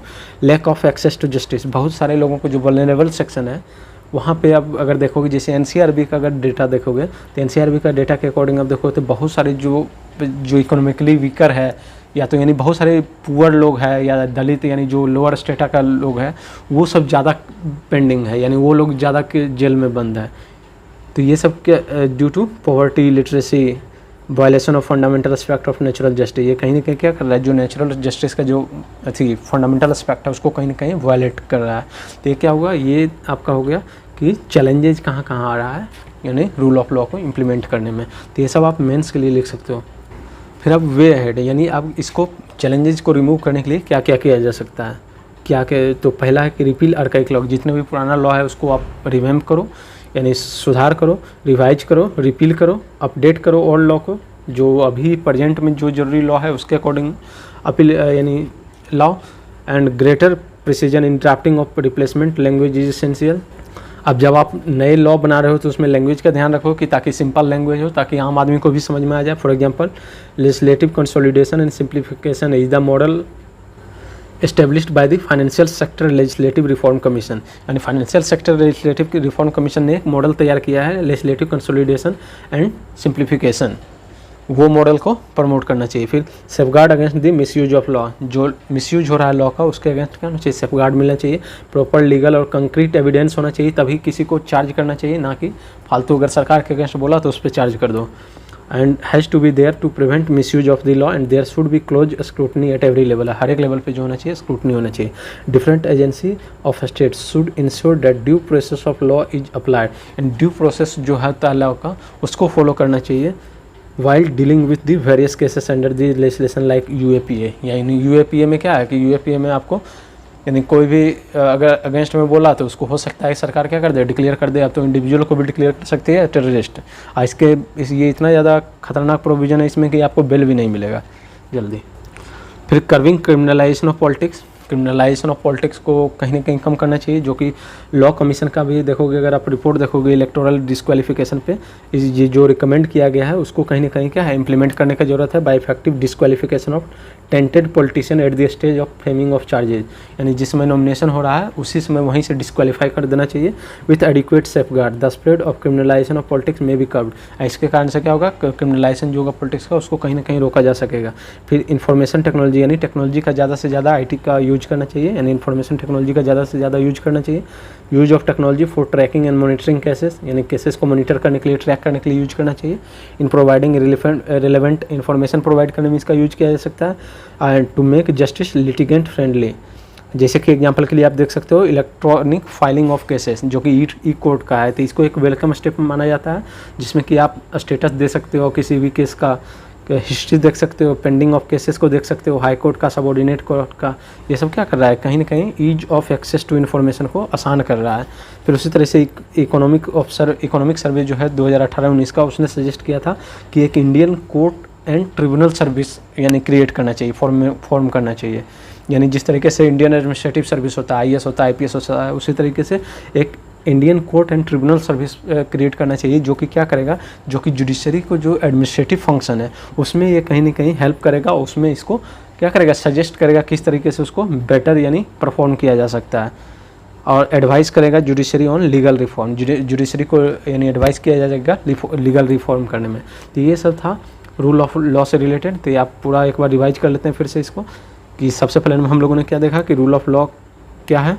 तो रूल ऑफ लॉ अभी इसलिए न्यूज़ में था क्योंकि जो है अभी प्रेजेंटली चीफ जस्टिस हैं, उन्होंने एक लेक्चर डिलीवर किया था रूल ऑफ लॉ पे, और उन्होंने इसको बोला था कि रूल ऑफ लॉ जो है कहीं न कहीं story of civilization of human जो है उससे कहीं कम नहीं है, उसी के बराबर है। फिर रूल ऑफ लॉ के बारे में हम लोगों ने देखा था कि एवी डाइसी ने इसको प्रोपाउंड किया था 1885 में, यानी एडवर्ड कॉक नहीं थे इसको यानी यहाँ आइडिया दिया था, लेकिन बाद में इसको प्रोपाउंड किया गया था, प्रोपोगेट किया गया था एवी डाइसी के थ्रू। ये 3 प्रिंसिपल पे बेस्ड है, supremacy of law, equality before law, predominance of legal spirit. ये अपने यहाँ इंडिया में थर्ड वाला जो है एप्लीकेबल नहीं है इंडिया में। फिर उसी तरीके से rule of law versus rule by law के बारे में हम लोग समझे थे। फिर importance of rule of law का क्या इंपॉर्टेंस है, फिर किस प्रिंसिपल को ध्यान में रखना चाहिए जब आप लॉ को डिजाइन कर रहे हो, तो कि लॉ जो होना चाहिए क्लियर होना चाहिए, एक्सेसिबल होना चाहिए सारे लोगों को, सिंपल लैंग्वेज में होना चाहिए और अनएम्बिगुअस होना चाहिए। फिर इक्वलिटी बिफोर लॉ को ध्यान में रखना चाहिए कि इक्वल एक्सेस होना चाहिए सभी को जस्टिस का, और जेंडर इक्वलिटी को प्रमोट करना चाहिए। फिर right to participation in the creation and refinement of law, यानी लोगों को ज़्यादा से ज़्यादा पार्टिसिपेट करो डेमोक्रेसी में। फिर स्ट्रॉन्ग इंडिपेंडेंट जुडिशरी होना चाहिए ताकि इसको जो लॉ बनाया गया उसको क्या कर सके, उसके अकॉर्डिंग जस्टिस प्रोवाइड किया जा सके। फिर हम लोगों ने पढ़ा था कि चैलेंजेज क्या क्या आ रहा है और एक्सेप्शन क्या क्या है। तो पहले तो ये हम लोग देखे थे रूल ऑफ लॉ और इंडियन कॉन्स्टिट्यूशन क्या क्या प्रोविजन है, तब बेसिक स्ट्रक्चर में इसको डाल दिया गया। सुप्रीमेसी ऑफ द कॉन्स्टिट्यूशन है, आर्टिकल 13 हो गया, article 14, 21 separation of power, article 50 independent judiciary. तो इसके बारे में हम लोगों ने देखा था। फिर चैलेंजेस क्या क्या है, लेजिस्लेशन लेवल पे क्या क्या था चैलेंजेस, आर्काइक लॉ हो गया, मल्टीप्लिसिटी ऑफ लॉ हो गया, क्रिमिनलाइजेशन ऑफ पॉलिटिक्स हो गया। फिर इस तरीके से implementation of legislation, implementation level पे क्या दिक्कत है, जिसमें था एडमिनिस्ट्रेटिव चैलेंज हो गया कि ज़्यादातर कॉलोनियल एरा है। फिर पोलिटिसाइजेशन के कारण से बहुत सारे लॉ बनाया जा रहा है। फिर हो गया challenges rooted in upholding justice को अपहोल्ड करने में ही चैलेंजेज आ रहा है कि जस्टिस नहीं मिल रहा है लोगों को, जिसमें ओवर बर्डन है जुडिशरी। फिर हो गया इन्फ्लुएंस ऑफ सोशल मीडिया के इन्फ्लुएंस में नहीं आना चाहिए जजेस को। Lack of access to justice, लोगों को जो वल्नरेबल सेक्शन है उसको जस्टिस नहीं मिल पाता, एक्सेस नहीं कर पाता। फिर हम लोगों ने देखा था एक्सेप्शन था कि रूल ऑफ लॉ लागू नहीं होता है, एप्लीकेबल होता है कुछ कुछ लोगों पे, जैसे आर्टिकल 361। अकॉर्डिंग टू दिस क्या होता है, प्रेसिडेंट और जो गवर्नर होता है जो अपने ऑफिस के दौरान जो भी ड्यूटी परफॉर्म करता है अपने ऑफिशियल कैपेसिटी में, उसको लिए वो लायबल नहीं होगा किसी भी कोर्ट में। दूसरा था कि क्रिमिनल प्रोसीडिंग स्टार्ट नहीं किया जा सकता है चाहे वो गवर्नर हो या प्रेसिडेंट। तीसरा था कि सिविल प्रोसीडिंग भी स्टार्ट नहीं किया जा सकता है जब तक वो ऑफिस यानी टर्म ऑफ ऑफिस को वो यानी हो ऑफिस में हो, ऑफिस के दौरान नहीं किया जा सकता। लेकिन अगर करना है सिविल प्रोसीडिंग तो 2 महीने का एडवांस नोटिस देना पड़ेगा। तो चौथा था क्या चीज़ कि अरेस्ट और इम्प्रिजनमेंट भी नहीं किया जा सकता है, नहीं अरेस्ट भी नहीं किया जा सकता है ना तो प्रेसिडेंट को ना तो गवर्नर को, जब तक वो ऑफिशियल ड्यूटी परफॉर्म कर रहा हो, नहीं ऑफिस में जब तक हो तब तक नहीं किया जा सकता। फिर आर्टिकल 361 में कि कोई भी पर्सन जो है कि चाहे वो पार्लियामेंट हो चाहे वो स्टेट लेजिस्लेचर, उसका अगर ट्रू रिपोर्ट अगर पब्लिश करता है चाहे वो प्रिंट मीडिया के माध्यम से चाहे तो टेलीविज़न के माध्यम से, तो वो क्या होगा, अप्लीकेबल नहीं यानी लायबल नहीं होगा किसी भी कोर्ट में, जवाबदेही नहीं होगा उसका।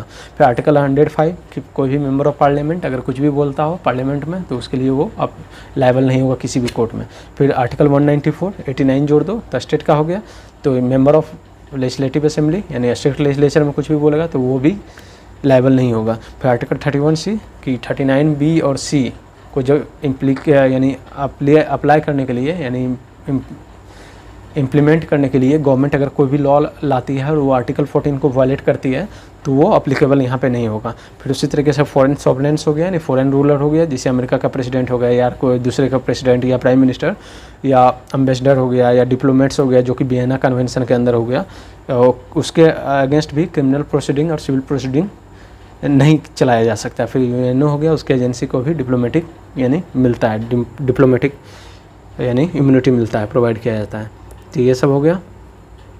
फिर हम लोगों ने चैलेंजेस को किस तरीके से ओवर करना है, कम करना है। तो आर्काइक लॉ को रिमूव करो, रिवाइज करो, रिपील करो या अपडेट करो ओल्ड लॉ को न्यू लॉ के अकॉर्डिंग जो अभी न्यूली नीडेड है। जैसे कि अभी आईटी एक्ट आप देखोगे, इंफॉर्मेशन एंड टेक्नोलॉजी एक्ट, उसमें बहुत सारे जो साइबर क्राइम है उसको अभी डिफाइन ही किया गया है। तो उसको ज़रूरी है कि उसको क्या करना चाहिए, अपडेट करना चाहिए अभी। फिर safeguard against misuse of law जो मिसयूज हो रहा है उसके अगेंस्ट सेफगार्ड करना चाहिए। फिर क्रिमिनलाइजेशन ऑफ पॉलिटिक्स जो है उसको कहीं ना कहीं कर्व करना चाहिए। फिर use of information of technology solution, जैसे ये इलेक्ट्रॉनिक फाइलिंग ऑफ केसेस हो गया। इकोनॉमिक सर्वे का जो सजेशन था वो हम लोगों ने देखा। तो ये पूरा था रूल ऑफ लॉ का। अब हम लोग जो नेक्स्ट पढ़ने वाले हैं वो पढ़ेंगे सिटीजन चार्टर के बारे में। तो सिटीजन चार्टर पढ़ने से पहले हम लोग इसका सिलेबस देख लेते हैं कहाँ पे। यानी पहले तो ये देखते हैं कि सिटीजन चार्टर न्यूज में क्यों था। तो रिसेंटली जो है मिनिस्ट्री ऑफ पंचायती राज के जो है national institute of rural development and Panchayati Raj, इसके साथ मिल करके एक model panchayat citizen charter framework तैयार किया है। इसी के लिए ये न्यूज़ में था।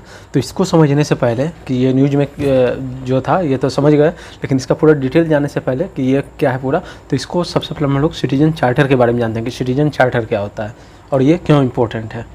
तो सबसे पहले हमने तो आप देखो सिटीजन चार्टर जो है जीएस पेपर 2 में भी पूछा जाता है, जीएस पेपर 4, इसलिए बहुत ही ज़्यादा इंपॉर्टेंट हो जाता है क्योंकि हो सकता है एक ही साल में दोनों पेपर में पूछ दिया, जीएस पेपर 4 में भी और जीएस पेपर 2 में भी, और इससे बहुत सारे क्वेश्चन आते रहता है। पिछले साल भी आया है। तो आप देख सकते हो ये जीएस पेपर 2 में अगर सिलेबस देखोगे तो यहाँ पे है important aspect of governance, transparency and accountability, e governance applications, model, successes, limitation and potential. यहीं पे देखो है सिटीजन चार्टर। फिर ये तो था जीएस पेपर 2 का। जीएस पेपर 4 में देखोगे तो यहाँ पे भी देखो है सिटीजन चार्टर। यहाँ पे है प्रोबिटी इन गवर्नेंस वाले पेपर में कि concept of public service, philosophical basis of governance and probity, information sharing and transparency in government, right to information, code of ethics, code of conduct और citizen charter. फिर work culture हो गया, quality of service हो गया, delivery of utilization of public fund, challenges of corruption.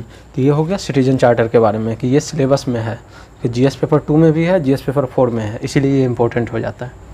तो सबसे पहले देखो हम लोग देखेंगे कि गवर्नमेंट का फंक्शन क्या क्या होता है। तो गवर्नमेंट का 2 फंक्शन होता है, एक होता है लॉ को इन्फोर्स करना, दूसरा होता है कि सर्विसेज को प्रोवाइड करना। तो एक तो हो गया लॉ को इन्फोर्स कराना, जैसे कि हो गया मान लो ट्रैफिक लॉ हो गया, ट्रैफिक लॉ को पालन कराना, इनकम टैक्स लॉ को पालन कराना, ये हो गया लॉ इन्फोर्समेंट। एक हो गया प्रोविजन ऑफ सर्विस कि आपको वेलफेयर सर्विसेज प्रोवाइड करना, डिलीवर करना। तो ये हो गया सर्विसेज, जैसे कि आपको पोस्ट ऑफिस से अगर आप सर्विसेज चाहिए तो क्या हो गया, सर्विस डिलीवरी कर रहा है।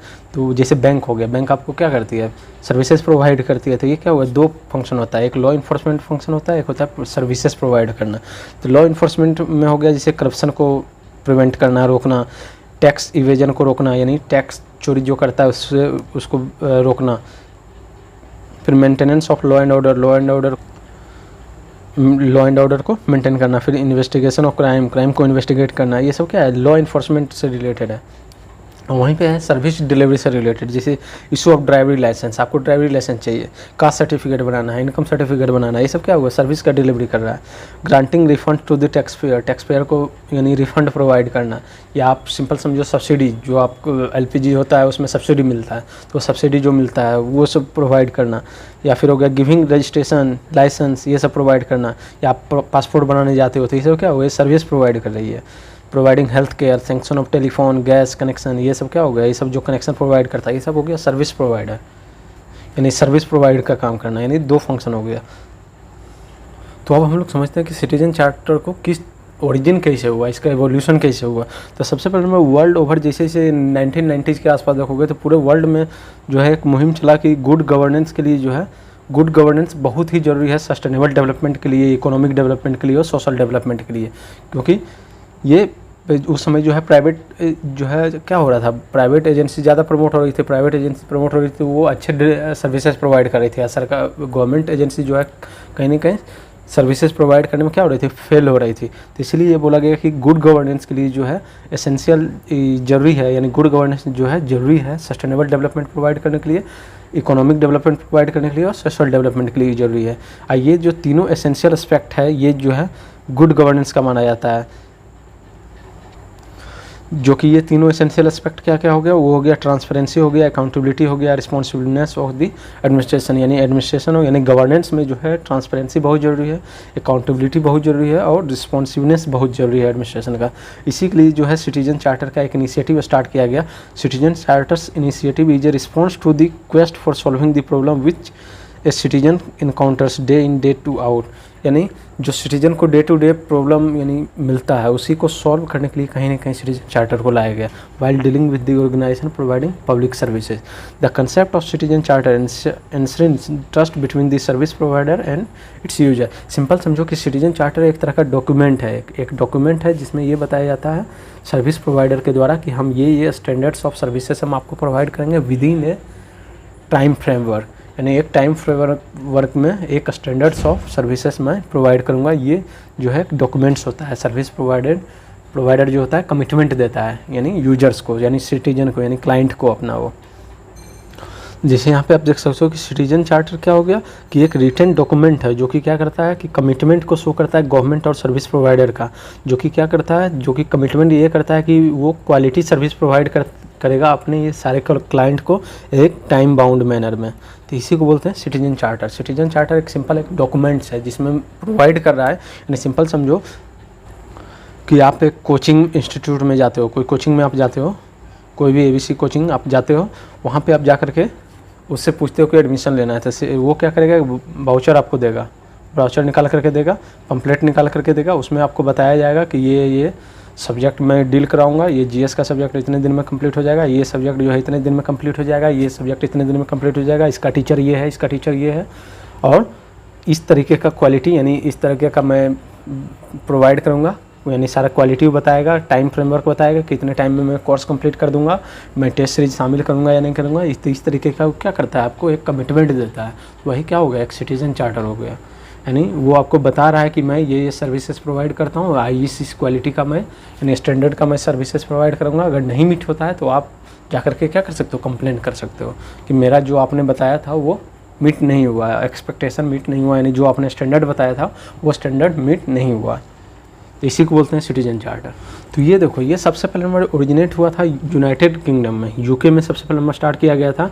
कंजर्वेटिव गवर्नमेंट जो पावर में आई थी तो उसके प्राइम मिनिस्टर जो थे जॉन मेजर, 1991 में इसे एज ए नेशनल प्रोग्राम के रूप में उन्होंने इसे लॉन्च किया था विथ ए सिंपल एम, जिसका सिंपल एम था कि continuously improve the quality of service, यानी जो सब पब्लिक सर्विसेज है उसको कंटिन्यूसली क्या करना है, इंप्रूव करना for the people of the country so that these services respond to the needs and wishes of the user, यानी जो सिटीजन है उसका नीड को फुलफिल कर सके। तो इस लेवल का यानी क्वालिटी ऑफ सर्विसेज प्रोवाइड करना लोगों को। द प्रोग्राम वाज, बाद में जो है इसी प्रोग्राम को जो है जब यानी लेबर गवर्नमेंट आई, लेबर पार्टी गवर्नमेंट आई पावर में, तो उसके जो प्राइम मिनिस्टर थे टोनी ब्लेयर, उन्होंने जो है इसी को यानी थोड़ा मॉडिफिकेशन करके इसको बाद में फिर से उन्होंने लॉन्च कर दिया सर्विस फर्स्ट के नाम से, सर्विसेज फर्स्ट इस नाम से उन्होंने लॉन्च किया। बेसिक ऑब्जेक्टिव जो था सिटीजन चार्टर का, इसका मेन था कि सिटीजन जो है सिटीजन को एम्पावर करना सर्विस डिलीवरी के मामले में। ये जो था यानी जो जॉन मेजर ने स्टार्ट किया था, ये 6 प्रिंसिपल पे बेस्ड था। सिटीजन चार्टर जो उन्होंने स्टार्ट किया था जॉन मेजर 1991 में, वो 6 प्रिंसिपल पे बेस्ड था, यानी 6 principle of the citizen charter movement as originally framed was. पहला था क्वालिटी प्रोवाइड करना, quality means improving the quality of service, यानी सर्विसेज का जो क्वालिटी है वो उसको इम्प्रूव करना। फिर चॉइसेस प्रोवाइड करना, चॉइसेस प्रोवाइड करना मीन्स जहाँ भी पॉसिबल हो आप जा करके वो सर्विस ले सकते हो। जैसे कि एग्जांपल के लिए आप ध्यान याद होगा कि कुछ समय पहले जो है केवल और केवल टेलीकॉम सेक्टर में केवल और केवल BSNL ही हुआ करता था, तो आपके पास कोई यानी चॉइसेस नहीं था, केवल आपको वहीं पे जाना पड़ेगा चाहे वो अच्छा सर्विस दे या नहीं दे। लेकिन जब बहुत सारे प्राइवेट प्लेयर का एंट्री हो गया, जैसे एयरटेल हो गया, आइडिया हो गया, ये सब का जब एंट्री हो गया तो क्या हुआ, आपके पास नंबर ऑफ़ चॉइसेस आ गया कि आप दूसरे के पास भी जा सकते हो। अगर आपको ये नहीं अच्छा सर्विस प्रोवाइड कर रहा है तो आप क्या करोगे, दूसरे के पास चले जाओगे। तो ये हो गया चॉइसेस प्रोवाइड करना। फिर स्टैंडर्ड प्रोवाइड करना कि इस लेवल का मैं सर्विस दूंगा। Specify what to expect and how to act if standards are not met, यानी इसमें ये बताया गया कि आपको क्या एक्सपेक्ट कर सकते हो क्वालिटी ऑफ सर्विसेज में, क्या आप एक्सपेक्ट कर सकते हो। फिर value for tax payers money, यानी कहीं ना कहीं जो सर्विसेज प्रोवाइड कर रहे हैं, यानी गवर्नमेंट जो चल रही है कहीं ना कहीं किसके मनी से चल रही है, टैक्स पेयर के मनी से चल रही है। आप उसे अच्छे से सर्विस ही नहीं प्रोवाइड कर रहे हो तो कहीं ना कहीं क्या होगा कि जो टैक्स पेयर का मनी है उसका कहीं ना कहीं मिसयूज हो रहा है। तो उसी को कहीं ना कहीं वैल्यू करना, यानी जो टैक्स पेयर का मनी है उसको वैल्यू करना, ये प्रिंसिपल रखा गया था। फिर अकाउंटेबिलिटी, अगर आप नहीं मीट कर पाते हो, यानी जो एक्सपेक्टेशन दिया गया है, यानी जो बताया गया है सिटीजन चार्टर में, तो उसके लिए अकाउंटेबल होल्ड किया गया इंडिविजुअल को भी, साथ ही साथ ऑर्गेनाइजेशन को भी, यानी वो इंस्टीट्यूशन को भी, यानी जो आपको प्रॉमिस कर रहा है। फिर ट्रांसपेरेंसी भी लाया गया है कि जो रूल का फॉर्मेशन होगा, फिर प्रोसीजर हो गया, स्कीम्स हो गया, ग्रीवेंसेस हो गया, तो उसको भी ट्रांसपेरेंट ढंग से शो करना। जैसे कि आपने अगर मान लो सिटीजन चार्टर में जो प्रॉमिस किया नहीं हुआ तो उस पर लोगों ने कंप्लेन किया, तो वो कंप्लेन कितना रिजॉल्व किया उसको पूरा पब्लिश करना, लोगों के सामने रखना कि हाँ मैंने इतने कंप्लेन को रिसीव हुआ, इतना कंप्लेन को मैंने रिजॉल्व कर दिया। तो ये सब सारा प्रोवाइड करना ताकि ट्रांसपेरेंसी मेंटेन रहे। तो ये हो गया आपका 6 प्रिंसिपल पे यानी बेस्ड था सिटीजन चार्टर। और इसी ऑब्जेक्टिव को क्या करना चाहता था, सिटीजन चार्टर के हेल्प से मीट करना चाहता था। लेकिन जब बाद में जो गवर्नमेंट आई थी, यानी टोनी ब्लेयर गवर्नमेंट जब आई थी, लेबर गवर्नमेंट 1998 में, इसमें इन्होंने जो है 9 प्रिंसिपल ऐड कर दिया, यानी इसको मॉडिफाई करके 9 प्रिंसिपल ऐड कर दिया ऑफ सर्विस डिलीवरी। इसमें क्या था, set service standard of service इन्होंने भी वही रखा। फिर be open and provide full information, यानी ओपन रहना एंड ट्रांसपेरेंट रहना, फुल इन्फॉर्मेशन प्रोवाइड करना। कंसल्ट एंड इन्वॉल्व, यानी लोगों को भी शामिल करो, यानी उसके हेल्प से आप यानी सिटीजन चार्टर तैयार करो। Encourage access and the promotion of choice, यानी चॉइसेस को ज़्यादा प्रमोट करना। ट्रीट ऑल फेयरली, यानी सभी को इक्वली ट्रीट करना। Put things right when they go wrong, यानी जब भी कोई चीज़ गलत हो जाता है तो उसको राइट ढंग से प्रस्तुत करना। यूज रिसोर्सेस इफेक्टिवली, रिसोर्सेस को इफेक्टिवली यूज करना। इनोवेट एंड इम्प्रूव, इनोवेट करो यानी नया तरीका खोजो सर्विस प्रोवाइड करने का और उसको इम्प्रूव करो। वर्क विथ अदर प्रोवाइडर्स, दूसरे प्रोवाइडर के साथ मिल करके काम करो ताकि अच्छे से हम सर्विस को प्रोवाइड किया जा सके। यानी ये था टोनी ब्लेयर का, और ये था यानी जो जिस समय आइडिया आया था। इसी के बाद से जो है पूरा वर्ल्ड में एक मुहिम चल गया सिटीजन चार्टर का, और डिफरेंट कंट्री ने जो है सिटीजन चार्टर को ही डिफरेंट नाम से अपने कंट्री में गुड गवर्नेंस के लिए यानी यूज किया। जिस एग्जांपल में आप देख सकते हो कि जैसे ऑस्ट्रेलिया ने 1997 में इसको अडॉप्ट करके सर्विस चार्टर का नाम दिया।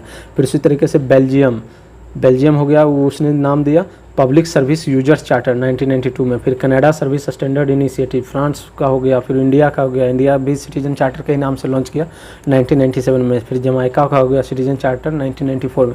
इस तरीके से डिफरेंट कंट्री ने इसको अपने यानी गुड गवर्नेंस के लिए इसको शामिल किया। तो फिर अब इंडिया के बारे में देखते हैं कि इंडिया में कब अडॉप्ट किया गया सिटीजन चार्टर को।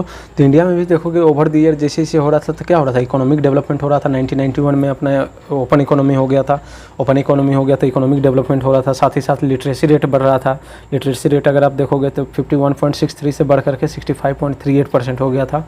और उसके बाद में लोग जब लिटरेसी बढ़ रहा था तो लोग क्या हो रहा था, लोग अपने राइट के बारे में अवेयर हो रहा था। तो इसलिए इंडिया में भी जो है ज़रूरत पड़ा कि यहाँ पे भी सिटीजन चार्टर को क्यों ना अडॉप्ट किया जाए। तो इसीलिए जो है 24 मई 1997 को 24 मई 1997 को एक कॉन्फ्रेंस बुलाया जाता है चीफ मिनिस्टर का। सारे चीफ मिनिस्टर जो है स्टेट और यूनियन टेरिटरी का एक कॉन्फ्रेंस बुलाया जाता है न्यू दिल्ली में, जिसको कि चेयर करते हैं प्राइम मिनिस्टर ऑफ इंडिया। और उसके बाद में एक action plan for effective and responsive government जो है तैयार किया जाता है, सेंट्रल पे लेवल पे भी और स्टेट लेवल पे भी। ये action plan for effective and responsive government ये अडॉप्ट किया जाता है। और यहीं पे एक मेजर डिसीजन लिया जाता है कि सेंटर लेवल पे भी और स्टेट लेवल पे भी जो मेजर यानी लार्ज पब्लिक इंटरफेस जो है, यानी जहाँ पे ज़्यादा से ज़्यादा पब्लिक है इन्वॉल्व है सर्विस में, वहाँ पे जो है सिटीजन चार्टर को इन्वॉल्व किया जाएगा यानी अडॉप्ट किया जाएगा। जैसे railway, telecom, post, public distribution system, ये सब में जो है सिटीजन चार्टर को इन्वॉल्व किया जाएगा। और ये जो सिटीजन चार्टर होगा उसको एक स्टैंडर्ड ऑफ सर्विस यानी डिसाइड करना पड़ेगा कि इस लेवल का यानी सर्विस वो प्रोवाइड करेगा, और एक टाइम बाउंड डिसाइड करना पड़ेगा कि इस टाइम बाउंड में वो सर्विसेज प्रोवाइड कर देगा। तो ये जो है किसके अंदर आता है, तो डिपार्टमेंट ऑफ एडमिनिस्ट्रेटिव रिफॉर्म और पब्लिक ग्रीवेंसेस के अंदर में आता है, जो कि ministry of personal and public grievances and pension के अंदर में आता है। तो एक डिपार्टमेंट है मिनिस्ट्री के अंदर, वही इसको देखता है, यानी सिटीजन चार्टर को यानी से रिलेटेड गाइडलाइन तैयार करता है। तो ये सब इसका काम है, department of administrative reform and public grievance.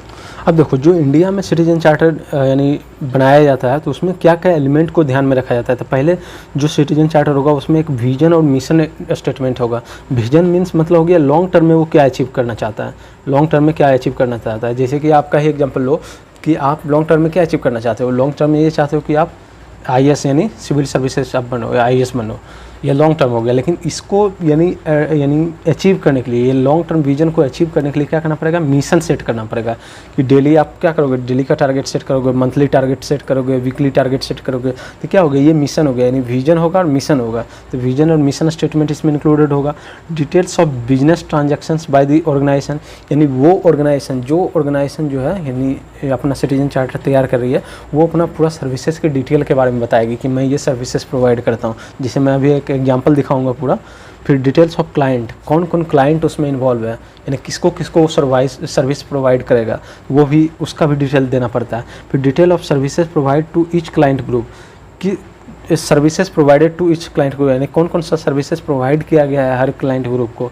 Details of grievance redress mechanism, यानी अगर कोई ग्रीवांस हो यानी कोई शिकायत हो तो कहाँ पे यानी उसको कैसे यानी पहुँचाना है, तो उसके लिए भी यानी डिटेल दिया जाता है कि फ़ोन नंबर दिया जाता है, ईमेल आईडी दिया जाता है कि यहाँ पे आपको अगर नहीं मीट हो रहा है आपका सर्विस तो आप यहाँ पे कंप्लेंट कर सकते हो, and how to access it, उसको कैसे एक्सेस करना है। फिर एक्सपेक्टेशन फ्रॉम द क्लाइंट। और बाकी यहाँ पे इंडिया में एक और एडिट किया गया है कि इंडिया में जो एक एक्सेप्शनल दिया गया है कि वहाँ पर नहीं था, ब्रिटिश सिटीजन चार्टर में नहीं था, लेकिन यहाँ पर एक एडिशनल यहाँ पर ऐड किया गया है कि एक्सपेक्टेशन फ्रॉम द क्लाइंट, यानी क्लाइंट से आप क्या एक्सपेक्ट करोगे। हम क्लाइंट से, यानी मैं सर्विस प्रोवाइडर हूँ तो आपसे मैं क्या एक्सपेक्ट करूँगा, तो ये भी इसमें इंक्लूड किया गया है। Primary and adoption of UK model, the Indian citizen charter has an additional component, यानी इसमें एक एडिशनल कंपोनेंट है क्या कि एक्सपेक्टेशन फ्रॉम द क्लाइंट्स, और in other words obligation of the user, यानी सिटीजन से हम क्या चाहते हैं। इन्वॉल्वमेंट ऑफ कंज्यूमर ऑब्लिगेशन, फिर हो गया citizen groups and other stake holder in the formation of citizen charter, यानी इसमें ये भी शामिल किया गया है कि कंज्यूमर ऑर्गेनाइजेशन जो है यानी NGO हो गया, सेल्फ हेल्प ग्रुप हो गया, इसको भी शामिल किया जाएगा जब सिटीजन चार्टर को फॉर्मुलेट किया जाएगा, जो कि यूके वाले सिटीजन चार्टर में नहीं था। फिर सिटीजन ग्रुप को इन्वॉल्व किया जाएगा, और भी अदर स्टेक होल्डर जो है उससे एसोसिएटेड है तो उसको भी शामिल किया जाएगा जब सिटीजन चार्टर को फॉर्मुलेट किया जाएगा। तो is the emphasize to ensure that the citizen charter meet the need of user, ताकि जो यूजर का नीड है उसको मीट कर सके सिटीजन चार्टर। रेगुलर मॉनिटरिंग किया जाएगा, रिव्यू किया जाएगा, इवोल्यूशन किया जाएगा चार्टर का, both internally and through external agency के थ्रू भी आर एंजॉयन। अगर आप 2005 मार्च तक देखोगे तो 107 सिटीजन चार्टर फॉर्मुलेट किया गया था सेंट्रल गवर्नमेंट के द्वारा, और डिपार्टमेंट ऑफ ऑर्गेनाइजेशन यानी 629 लगभग 700 के आसपास समझो स्टेट गवर्नमेंट ने तैयार किया था सिटीजन। तो ये जरूरी नहीं है, ये सिंपल समझो ये हो गया। जिससे यहाँ पे आप देख सकते हो, एक मैं एग्जांपल दिखा रहा हूँ सिटीजन चार्टर का, ये इंडिया पोस्ट का है। तो citizen charter of department of post का ये सिटीजन चार्टर है, declaration of its service commitment, यानी क्या सर्विस ये प्रोवाइड करेगा उसी का ये कमिटमेंट दे रहा है अपने कस्टमर को। कस्टमर मीन्स क्लाइंट, ठीक है। Government of India, ministry of communication के अंदर आता है, डिपार्टमेंट ऑफ पोस्ट, उसी का ये सिटीजन चार्टर है।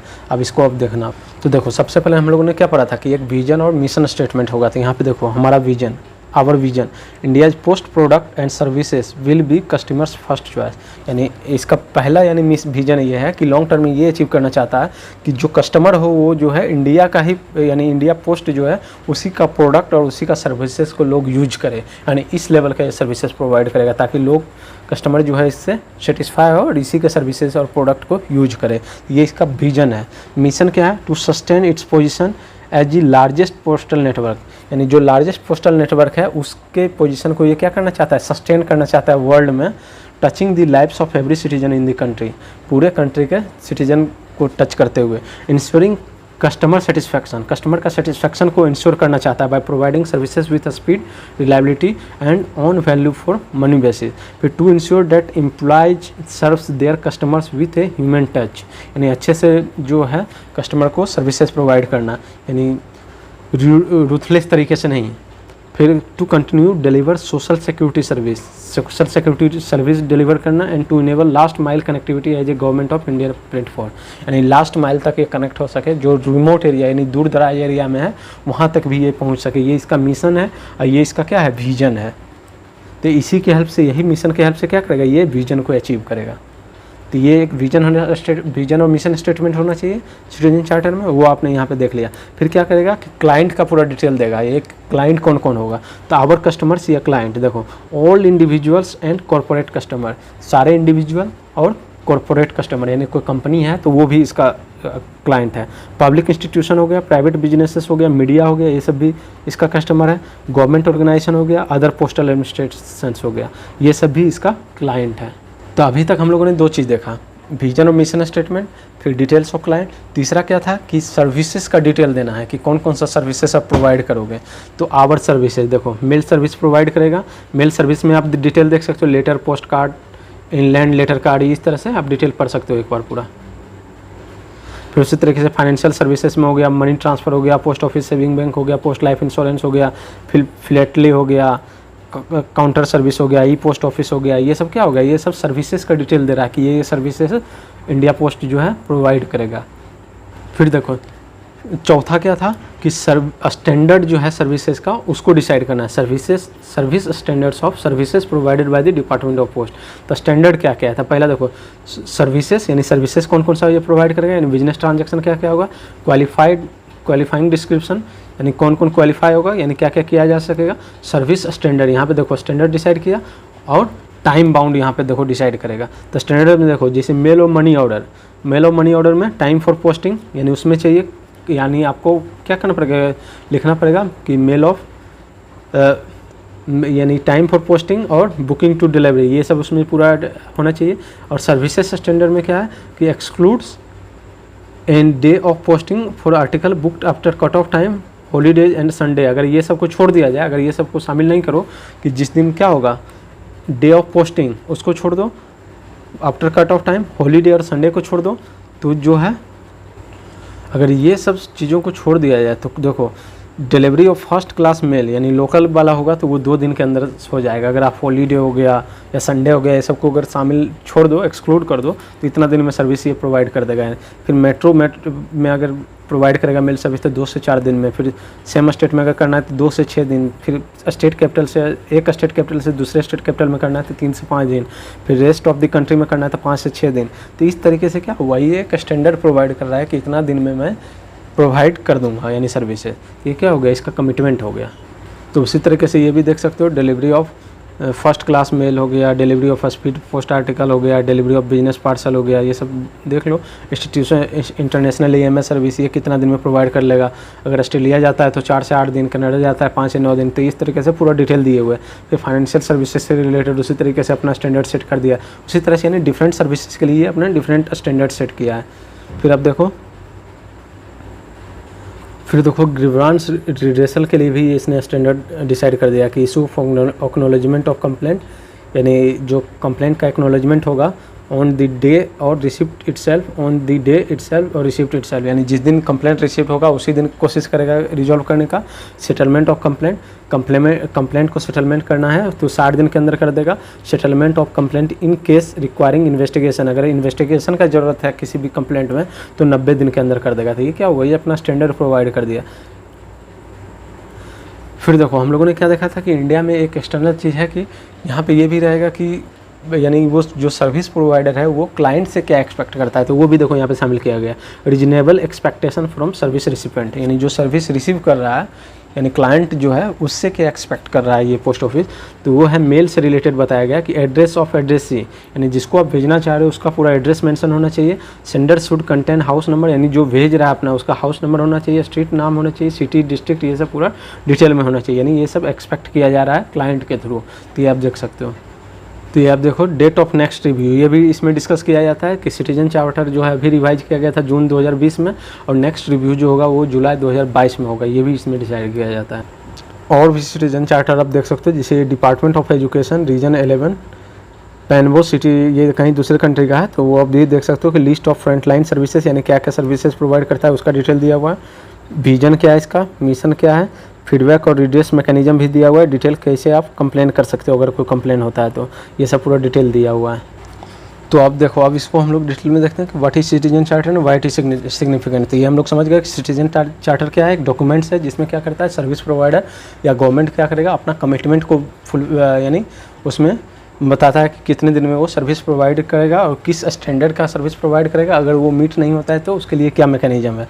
तो वही citizen charter initiative is a response to quest for solving the problem, यानी एक इनिशिएटिव है जिसमें ये ध्यान में रखा गया कि जो सिटीजन इनकाउंटर होता है, यानी जो आम आदमी को जो प्रॉब्लम फेस करना पड़ता है सर्विसेज को यानी उसका लेने के लिए, यानी यूज करने के लिए, जो सर्विसेज को यूज करने के लिए जो प्रॉब्लम फेस करना पड़ता है, कहीं न कहीं उसी को सॉल्व करने का ये तरीका है।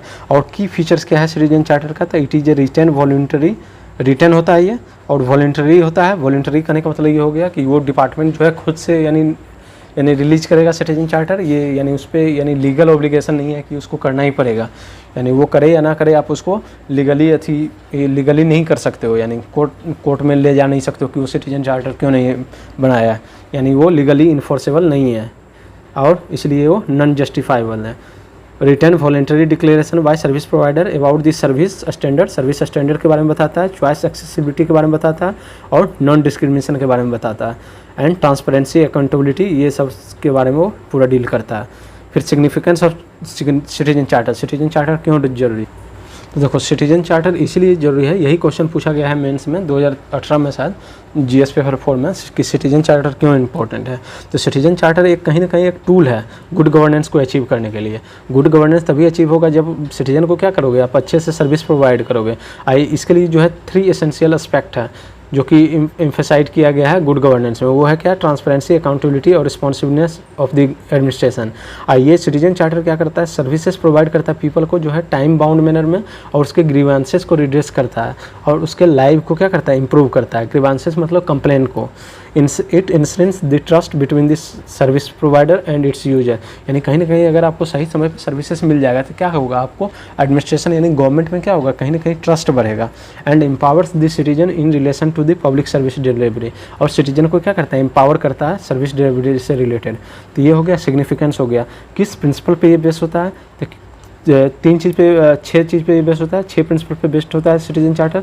पहला था transparency, rule procedure schemes grievance जो भी है इसमें क्या होना चाहिए, ट्रांसपेरेंसी होना चाहिए, अकाउंटेबिलिटी होना चाहिए इंडिविजुअल और ऑर्गेनाइजेशन का। फिर वैल्यू जो होना चाहिए, टैक्स पेयर मनी का जो वैल्यू है को, टैक्स पेयर के मनी को क्या करना चाहिए, वैल्यू करना चाहिए। फिर क्वालिटी को जैसे हो गया क्या होगा कि improving the quality of services. फिर स्टैंडर्ड्स हो गया, specifying what to expect and how to act if standards are not meet, यानी स्टैंडर्ड्स डिसाइड करना है और उसमें ये बताना है कि अगर स्टैंडर्ड मीट नहीं होता है तो क्या करना है। फिर चॉइस वेयर एवर पॉसिबल, यानी अगर आपको कहीं दूसरी जगह पर चॉइसेस मिल रहा है तो वहाँ पर भी आप जा सकते हो। अब देखो सिटीजन चार्टर का कंपोनेंट क्या क्या है, यानी सिटीजन चार्टर जो होगा उसमें क्या क्या इंक्लूड होगा, तो ये भी मैं बता चुका हूँ कि विजन और मिशन स्टेटमेंट रहता है ऑर्गेनाइजेशन का।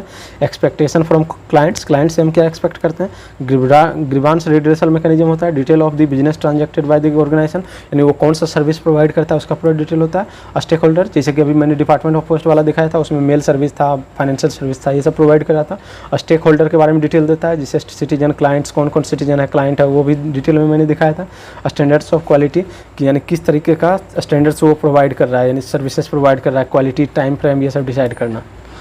अब देखो सिटीजन चार्टर को इम्प्लीमेंट करने में क्या क्या चैलेंजेज आ रहा है। तो सिटीजन चार्टर को चैलेंजेज आ रहा है, पहला अगर देखोगे तो डिज़ाइन लेवल पे ही चैलेंजेज है। पहला डिज़ाइन लेवल पे क्या चैलेंज है, डिफ़िकल्ट लैंग्वेज में तैयार किया जा रहा है, इंग्लिश लैंग्वेज में। लेकिन मान लो एक मणिपुर में कोई स्टेट गवर्नमेंट है यानी कोई डिपार्टमेंट है, वहाँ पे वो सिटीजन चार्टर पब्लिश कर रहा है पूरा इंग्लिश में, कितने लोगों को समझ में आएगा। तो क्या होना चाहिए, रीजनल लैंग्वेज में होना चाहिए, तभी इफेक्टिवनेस इसका दिखेगा, यानी जो वर्नाकुलर लैंग्वेज है उसमें प्रमोट करना चाहिए। तो difficult language, the effectiveness of citizen charter is question on many account, often the citizen charter is publish in difficult language which is not easily understandable, यानी ब्यूरोक्रेट्स लैंग्वेज होता है, bureaucratic language होता है, लोग समझ ही नहीं पाता है क्या बोला जा रहा है इसमें। फिर रेयरली अपडेटेड, अगर बना भी दिया है बहुत बनाते यानी रिलीज नहीं करता सिटीजन चार्टर को, अगर रिलीज भी करता है तो क्या करेगा, अपडेट ही नहीं करेगा जल्दी। Citizen charter rarely updated which makes it one time exercise frozen in time. फिर डिवाइड ऑफ पार्टिसिपेटिव मैकेनिज्म, जब यानी सिटीजन चार्टर में क्या है कि जो हम लोगों ने पढ़ा था कि इंडिया में क्या है कि जब सिटीजन चार्टर को आप बना रहे हो यानी प्रिपेयर कर रहे हो तो उसमें बहुत सारे लोगों को यानी जो जो यूज क्लाइंट्स है और अदर स्टेक होल्डर है वो सबको भी इसमें इंक्लूड करना चाहिए, पार्टिसिपेट करना चाहिए, लेकिन उसके बिना पार्टिसिपेशन के ही इसको यानी डिजाइन कर लिया जाता है। In most of the cases it is not formulated through the consultative process, यानी कंसल्टेटिव प्रोसेस के हेल्प से नहीं किया जाता है with staff who finally implement it. End user, civil society organization, NGO are not consulted either when citizen charter are drafted. ये and user हो गया यानी क्लाइंट्स हो गया या सिविल सोसाइटी ऑर्गेनाइजेशन हो गया, एनजीओ हो गया, ये सबको भी इंक्लूड नहीं किया जाता है जिसमें इसका फॉर्मुलेशन किया जाता है। तो ये तो हो गया डिज़ाइन के ही लेवल पे चैलेंजेस। फिर इम्प्लीमेंटेशन लेवल पे भी चैलेंजेस होता है। इम्प्लीमेंटेशन लेवल पे क्या, स्टैंडर्ड्स ऑफ डिलीवरी यानी जो क्वालिटी है वो मैच नहीं कर पाता है। से measurable standards of delivery are rarely defined, यानी किस लेवल का स्टैंडर्ड्स प्रोवाइड करेगा वो रेयरली डिफाइन करता है सिटीजन चार्टर में। That makes it difficult to assess whether the desired level of services has been achieved और नॉट। इसके कारण से क्या होता है कि जो डिजायर्ड किया गया है सर्विसेज वो अचीव हुआ कि नहीं हुआ, कैसे कोई यानी उसको डिसाइड कर सकता है। Uniform citizen charter for all agency यानी one size fit for all approach अपनाया जाता है कि सारे एक ही तरह का सिटीजन चार्टर सारे डिपार्टमेंट के लिए, सारे मिनिस्ट्री के लिए एक ही तरह का सिटीजन चार्टर प्रमोट किया जाता है। There is a tendency to have a uniform citizen charter for all agency, सारे एजेंसी के लिए under this same parent organisation. अब जैसे मान लो ministry of information communication and technology है तो वो क्या करेगा कि एक ही तरह का यानी सिटीजन चार्टर बना दिया, उसके अंदर जो जो डिपार्टमेंट है और भी जो जो स्टेट यानी डिवीजन है वो क्या करेगा, एक ही तरह का सिटीजन चार्टर कॉपी कर लेगा। तो डिफरेंट डिपार्टमेंट हो गया, उसके लिए अलग अलग होना चाहिए ना citizen charter.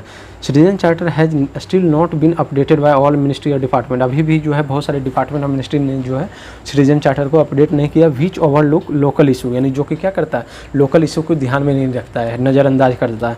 Also there is a lack of diversity भी देखने को मिला है सिटीजन चार्टर में अक्रॉस ऑल एजेंसी, यानी डिफरेंट एजेंसी में डिफरेंट तरह का बना दिया।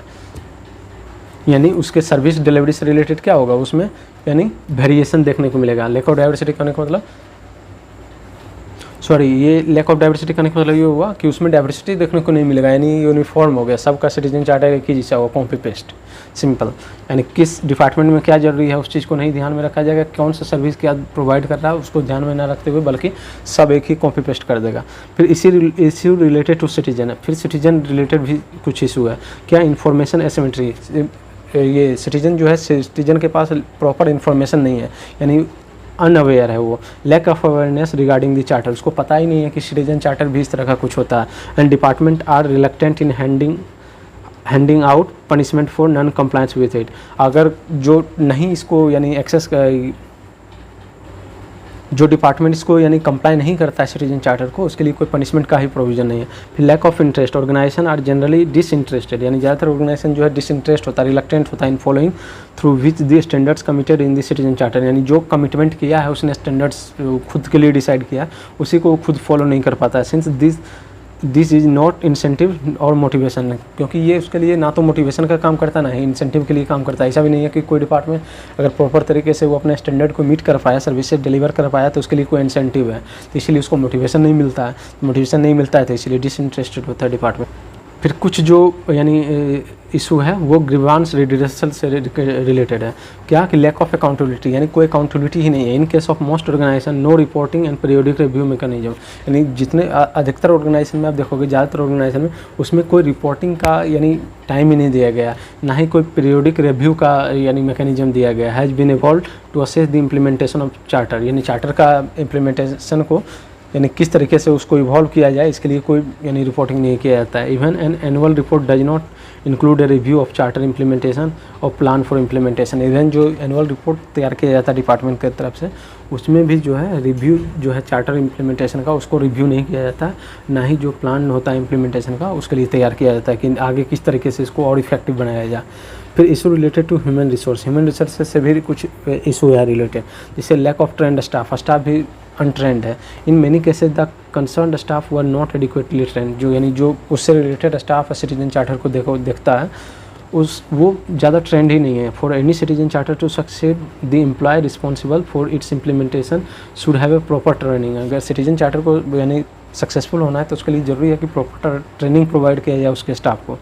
Transfer of staff, sometimes transfer and reshuffle of concern officer at crucial stage of formulation and implementation of citizen charter in an organisation severely undermines the strategic processes where which were put in place and hampers the progress of the initiative। यानी क्या होता है कि जब crucial stage होता है जिसमें फिर सिटीजन चार्टर फॉर्मुलेट कर रहा होता है कोई ऑफिसर, उसी समय उसका ट्रांसफ़र हो जाता है, तो क्या होता है फिर से वो वहीं पे लटक गया और इस तरीके से क्या होता है कि सही से इम्प्लीमेंट नहीं हो पाता है। तो ये सब चैलेंजेज आ रहा है सिटीजन चार्टर को इम्प्लीमेंट करने में। ये सिंपल क्वेश्चन भी पूछा गया है 2017 या 18 में जीएस पेपर 2 में।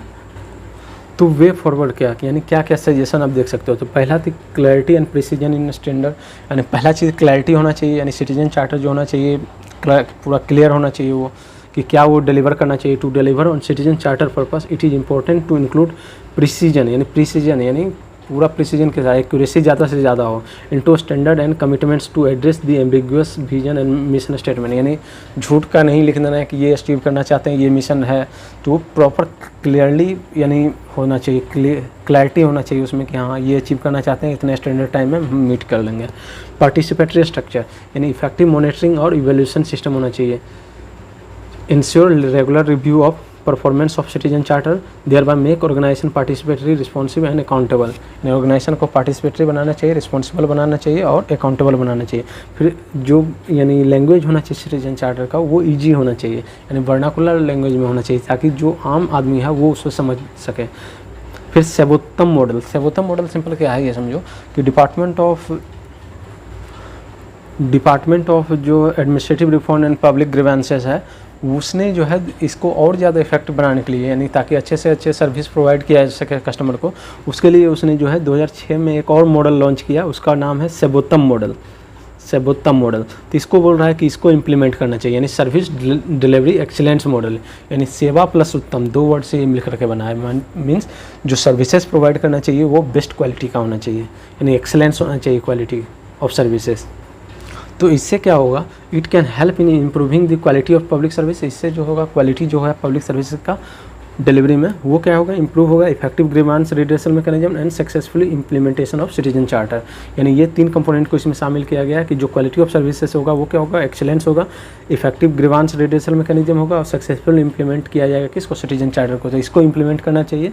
फिर कैपेसिटी बिल्डिंग वर्कशॉप पे काम करना चाहिए, यानी कैपेसिटी ऑफ ट्रेनर्स, यानी ट्रेनर शामिल करना चाहिए ताकि जो ट्रेनिंग प्रोवाइड कर सके स्टाफ को। Effective implementation of charter and generating awareness among the public में इंफॉर्मेशन प्रोवाइड करना चाहिए ताकि लोग अवेयर हो सके इसके बारे में। कैपेसिटी बिल्डिंग वर्कशॉप तैयार करना चाहिए, शुड बी ऑर्गेनाइज करना चाहिए। टेक्नोलॉजी अपग्रेडेशन एंड इनकॉर्पोरेशन, यानी नया टेक्नोलॉजी को शामिल करना चाहिए सर्विसेज डिलीवरी के लिए for a smooth implementation of rules and guidelines and revision and updation of information about citizen charter. अब सेकंड ARC का रिकमेंडेशन है इसी से रिलेटेड, सिटीजन चार्टर से ही रिलेटेड, कि किस तरीके से इसको और ज़्यादा इफेक्टिव बनाया जा सकता है। तो इसने बोला कि one size does not fit for all approach, ये यानी अप्रोच को अपनाना चाहिए कि एक ही तरह का जो है यूनिफॉर्म सिटीजन चार्टर सभी के लिए नहीं होना चाहिए, बल्कि ये क्या होना चाहिए, डिसेंट्रलाइज्ड एक्टिविटी होना चाहिए कि लोकल लेवल पे दो, वहाँ पे उसको शामिल करो कि वहाँ से उसको बनाने के लिए, ताकि वो अपने नीड के अकॉर्डिंग सिटीजन चार्टर को प्रिपेयर कर सके, फॉर्मुलेट कर सके। तो formulation of citizen charter should be decentralised activity with the head office providing only broad guidelines. और हेड ऑफिस क्या करेगा, केवल जिससे डिपार्टमेंट ऑफ यानी administrative reforms and public grievances, ये क्या करेगा, केवल एक गाइडलाइन प्रोवाइड करना चाहिए, ना कि इसी को कॉपी पेस्ट कर बोल दो कि इसी का सब कॉपी पेस्ट करो, बल्कि जो लोकल लेवल पे है वो अपनी नीड के अकॉर्डिंग इस गाइडलाइन के अकॉर्डिंग तैयार करना चाहिए। फिर वाइड कंसल्टेशन, जिस समय फॉर्मुलेशन हो रहा है सिटीजन चार्टर का, उस समय जो डिफरेंट स्टेक होल्डर है, जैसे सिविल सोसाइटी ऑर्गेनाइजेशन हो गया, क्लाइंट्स हो गया, फिर NGO हो गया, ये सब को भी शामिल करना चाहिए फॉर्मुलेशन प्रोसेस में। फिर firm commitment to be made, यानी जो कमिटमेंट होना चाहिए पूरा स्ट्रॉन्ग होना चाहिए, बोल्ड होना चाहिए। Citizen charter must be precise होना चाहिए, मेक फर्म कमिटमेंट, यानी स्ट्रॉन्ग कमिटमेंट होना चाहिए ऑफ सर्विस डिलीवरी का, standards to this citizen consumer in quantifiable terms wherever possible. फिर internal process and structure should be reform, जो internal process है और स्ट्रक्चर है उसमें भी कहीं ना कहीं रिफॉर्म करने का ज़रूरत है, ताकि जो कमिटमेंट है सिटीजन चार्टर का उसको मीट किया जा सके। इंटरनल प्रोसेस करने का मतलब कि क्या हो गया कि जैसे आप ड्राइविंग लाइसेंस जाओगे बनाने के लिए, या कोई भी गवर्नमेंट से रिलेटेड सर्विसेज जाओगे यानी एक्सेस करने के लिए, या आप मान लो कास्ट सर्टिफिकेट बनाने जा रहे हो, तो क्या करेगा, इतना यानी लिथार्जिक वे में ऑफिसर काम करेगा, तो ये क्या हुआ, कहीं ना कहीं उसका स्ट्रक्चर में ही चेंज करने की ज़रूरत है, रिफॉर्म करने की ज़रूरत है। Redress mechanism is a case of default, यानी बोल रहा है रिड्रेस मैकेनिज्म होना चाहिए। अगर नहीं मीट कर पाता है इस कमिटमेंट को तो उसके लिए एक रिड्रेशन मैकेनिज्म होना चाहिए, यानी कंप्लेंट होना चाहिए।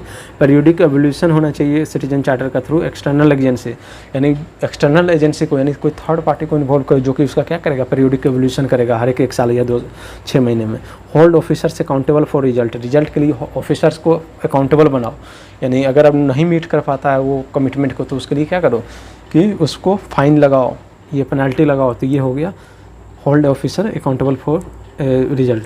तो इसी के लिए जो है 2011 में जो है एक बिल लाया गया था कि ये सब जो चेंजेस सजेस्ट किया गया इसको शामिल करने के लिए और सिटीजन चार्टर को और ज़्यादा इफेक्टिव बनाने के लिए गवर्नमेंट एक बिल लाया था और इसको लीगल बैकिंग देने के लिए सिटीजन चार्टर को बिल लाया था 2011 में। लेकिन वो बिल जो है बाद में पास नहीं हो पाया और यानी लैप्स कर गया। तो उसका भी कुछ हम लोग प्रोविज़न देख लेते हैं कि उस बिल में क्या क्या प्रोविज़न था। तो बिल का नाम ये था, आप देख सकते हो कि the right of citizen for time bound delivery of good and services and redressal of their grievances bill 2011। Simple ये सिटीजन चार्टर बिल 2011 है। इसमें हाईलाइट क्या क्या है ये देखो। इसमें क्या करेगा कि हर एक डिपार्टमेंट जो है जैसे ही ये एक्ट यानी इनैक्ट होगा, यानी कमेंसमेंट होगा, एक्ट के कमेंसमेंट के 6 महीने के अंदर जो है हर एक डिपार्टमेंट क्या करेगा, अपना सिटीजन चार्टर पब्लिश करेगा। A citizen may file complaint regarding any grievance related to, अगर कोई भी शिकायत हो सिटीजन को तो उससे रिलेटेड जो है ये यानी शिकायत कर सकता है सिटीजन। अगर चाहे वो सिटीजन चार्टर से रिलेटेड शिकायत हो या फंक्शनिंग ऑफ पब्लिक अथॉरिटी से रिलेटेड कोई शिकायत हो या लॉ को वायलेट कर रहे हो उससे रिलेटेड कोई शिकायत हो या पॉलिसी या स्कीम को वायलेशन से रिलेटेड कोई शिकायत हो तो वो सिटीजन क्या कर सकता है, कंप्लेन कर सकता है। All public authority to appoint officer to redress grievance है, और जितने भी पब्लिक अथॉरिटी है उसको क्या करना पड़ेगा, एक ऑफिसर अपॉइंट करना पड़ेगा जो कि क्या करेगा, ग्रीवांस को रिड्रेस करेगा। जिस तरह से आप RTI में देखे होंगे grievances are to be redressed within 30 working day, यानी 30 वर्किंग डे के अंदर ग्रीवांसेस जो है वो रिड्रेस हो जाना चाहिए। The appointment of central and state public grievance redressal commission, इसका भी इसमें प्रोविजन दिया गया था कि एक सेंट्रल और state public grievance redressal commission भी अपॉइंट किया जाएगा। अगर जो ऑफिसर ग्रीवांस रिड्रेसल करने में वो मीट नहीं कर पाता, यानी फेल हो जाता है ग्रीवांस रिड्रेस करने में, तो उसके ऊपर उस ऑफिसर के ऊपर 50,000 रुपया का फाइन लगाया जाएगा। तो ये सब इसका हाईलाइट था, तो ये सब आपको ध्यान में रखना है। तो अब हम लोग जो है इसका न्यूज़ में देखते हैं कि न्यूज़ में क्यों था। तो अभी हम लोगों ने देखा था कि मिनिस्ट्री ऑफ पंचायती राज और national institute of rural development and Panchayati Raj ये दोनों मिल करके जो है एक model panchayat citizen charter framework तैयार किया है, इसीलिए ये न्यूज़ में था। तो पहले मॉडल पंचायत सिटीजन चार्टर को देखने से पहले हम लोग इस बॉडी के बारे में देख लेते हैं कि national institute of rural development और पंचायती राज ये क्या है। तो national institute of rural development and Panchayati Raj ये एक ऑटोनोमस ऑर्गेनाइजेशन है जो कि मिनिस्ट्री ऑफ रूरल डेवलपमेंट के अंदर में आता है। आइए एक premier national centre of excellence in rural development body है and Panchayati Raj. It recognise internationally as one of the UN ESCAP यानी economic and social commission for Asia and Pacific centre of excellence, यानी इसको जो है ये रिकॉग्नाइज करता है, यानी इसमें इसको रिकॉग्नाइज किया गया है as one of the UN ESCAP, इसको रिकॉग्नाइज किया गया है। इट्स विजन, इसका विजन क्या है कि is to focus on the policy and programme that benefit the rural poor, यानी इसका मेन फोकस ये है कि वैसा पॉलिसी और प्रोग्राम डेवलप करेगा जो कि क्या करे, रूरल पुअर को क्या करे, ये बेनिफिट करे। Strive to energise the democratic decentralisation process, यानी डेमोक्रेटिक डिसेंट्रलाइजेशन प्रोसेस को क्या करेगा, ये और प्रमोट करने की कोशिश करेगा, यानी लोगों को ज़्यादा से ज़्यादा ये पार्टिसिपेट में हेल्प करेगा, पार्टिसिपेशन में हेल्प करेगा। Improve the operation and efficiency of rural development personal, यानी रूरल डेवलपमेंट जो ऑफिसर है उसका एफिशिएंसी को इम्प्रूव करने में ये हेल्प करेगा, उसको यानी हेल्प करेगा, गाइड करेगा, मोटिवेट करेगा। प्रमोट ट्रांसफ़र ऑफ टेक्नोलॉजी, उसी तरीके से ये क्या करेगा, टेक्नोलॉजी ऑफ ट्रांसफ़र को ये प्रमोट करेगा थ्रू इट्स सोशल लेबोरेटरी के थ्रू, टेक्नोलॉजी पार्क के थ्रू। टेक्नोलॉजी पार्क क्या होता है कि एक ऐसा यानी एरिया जहाँ पे केवल और केवल टेक्नोलॉजी से रिलेटेड यानी बॉडी को यानी इंस्टीट्यूशन को डेवलप किया जाए, यानी डिफरेंट प्राइवेट कंपनी को वहाँ खोला जाए जो कि टेक्नोलॉजी से रिलेटेड काम करें। And create a environmental awareness. It studies the functioning of Panchayati Raj institution, ये क्या करता है कि फंक्शनिंग जो होता है पंचायती राज इंस्टीट्यूशन को उसको ये स्टडी करता है। And rural development programme across the state, और रूरल डेवलपमेंट प्रोग्राम के जो होता है अक्रॉस द स्टेट उसको ये स्टडी करता है। ये रिकॉग्नाइज किया गया है as one of the UN ESCAP, ये ध्यान में रखना है कि United Nation economic and social commission for Asia and the Pacific, उसमें इसको रिकॉग्नाइज किया गया एज वन ऑफ द यानी वन ऑफ द ये UN एस्केप है। अब देखो मॉडल पंचायत सिटीजन चार्टर ये क्या है। तो panchayat in India constitute the third tier of the government, ये थर्ड टियर माना जाता है। जो अगर आप देखोगे फेडरलिज्म में तो तीसरा लेवल पे ये है, यानी पावर डिवाइड किया गया। In the rural area they are responsible for delivery of basic services as enshrined under article 243G। 243G में जो इंसरिन किया गया है, जो पावर दिया गया है यानी पंचायती राज को, उसको कहीं ना कहीं ये क्या करता है, डिलीवर करने में हेल्प करता है, यानी Panchayati Raj of the constitution of India, specially in the area of खासकर हेल्थ से रिलेटेड, सैनिटेशन से related, education, nutrition, drinking water, ये सब से रिलेटेड सर्विसेज को क्या करता है, पंचायती राज डिलीवर करता है।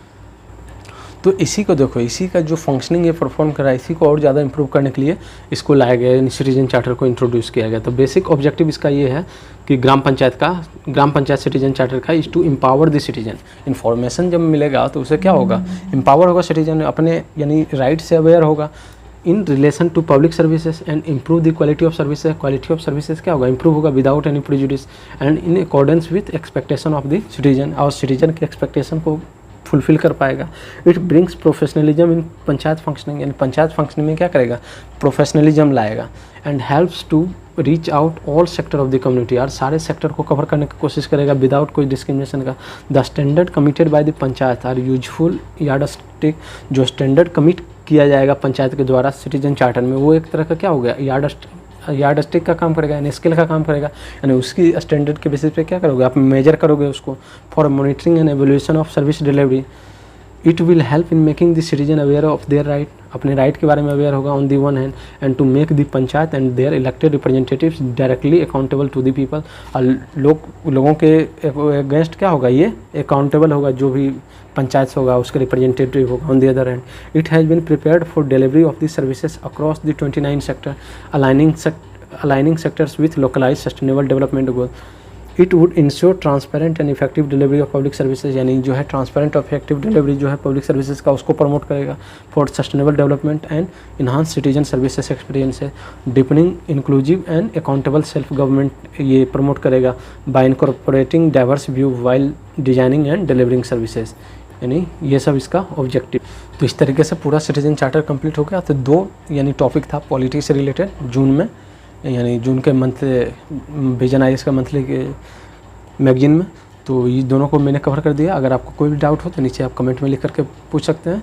और अगर आपको एनवायरनमेंट का चाहिए लेक्चर तो वो भी आपको लास्ट में मिल जाएगा, आपको प्लेलिस्ट उसका मिल जाएगा, नीचे डिस्क्रिप्शन बॉक्स में भी मिल जाएगा। आप एनवायरनमेंट यहाँ से कम्प्रिहेंसिवली कवर कर सकते हो, करंट अफेयर्स इंक्लूडेड है उसमें। फिर नेशनल पार्क, जो कि यानी पूछा जाता है, नेशनल पार्क हो गया, वाइल्ड लाइफ सेंचुरी यानी मैपिंग से रिलेटेड, उसको भी मैं कवर कर रहा हूँ। और भी अगर आप कोई यानी लेक्चर चाहते हो किसी से रिलेटेड तो नीचे आप कमेंट में लिख सकते हो।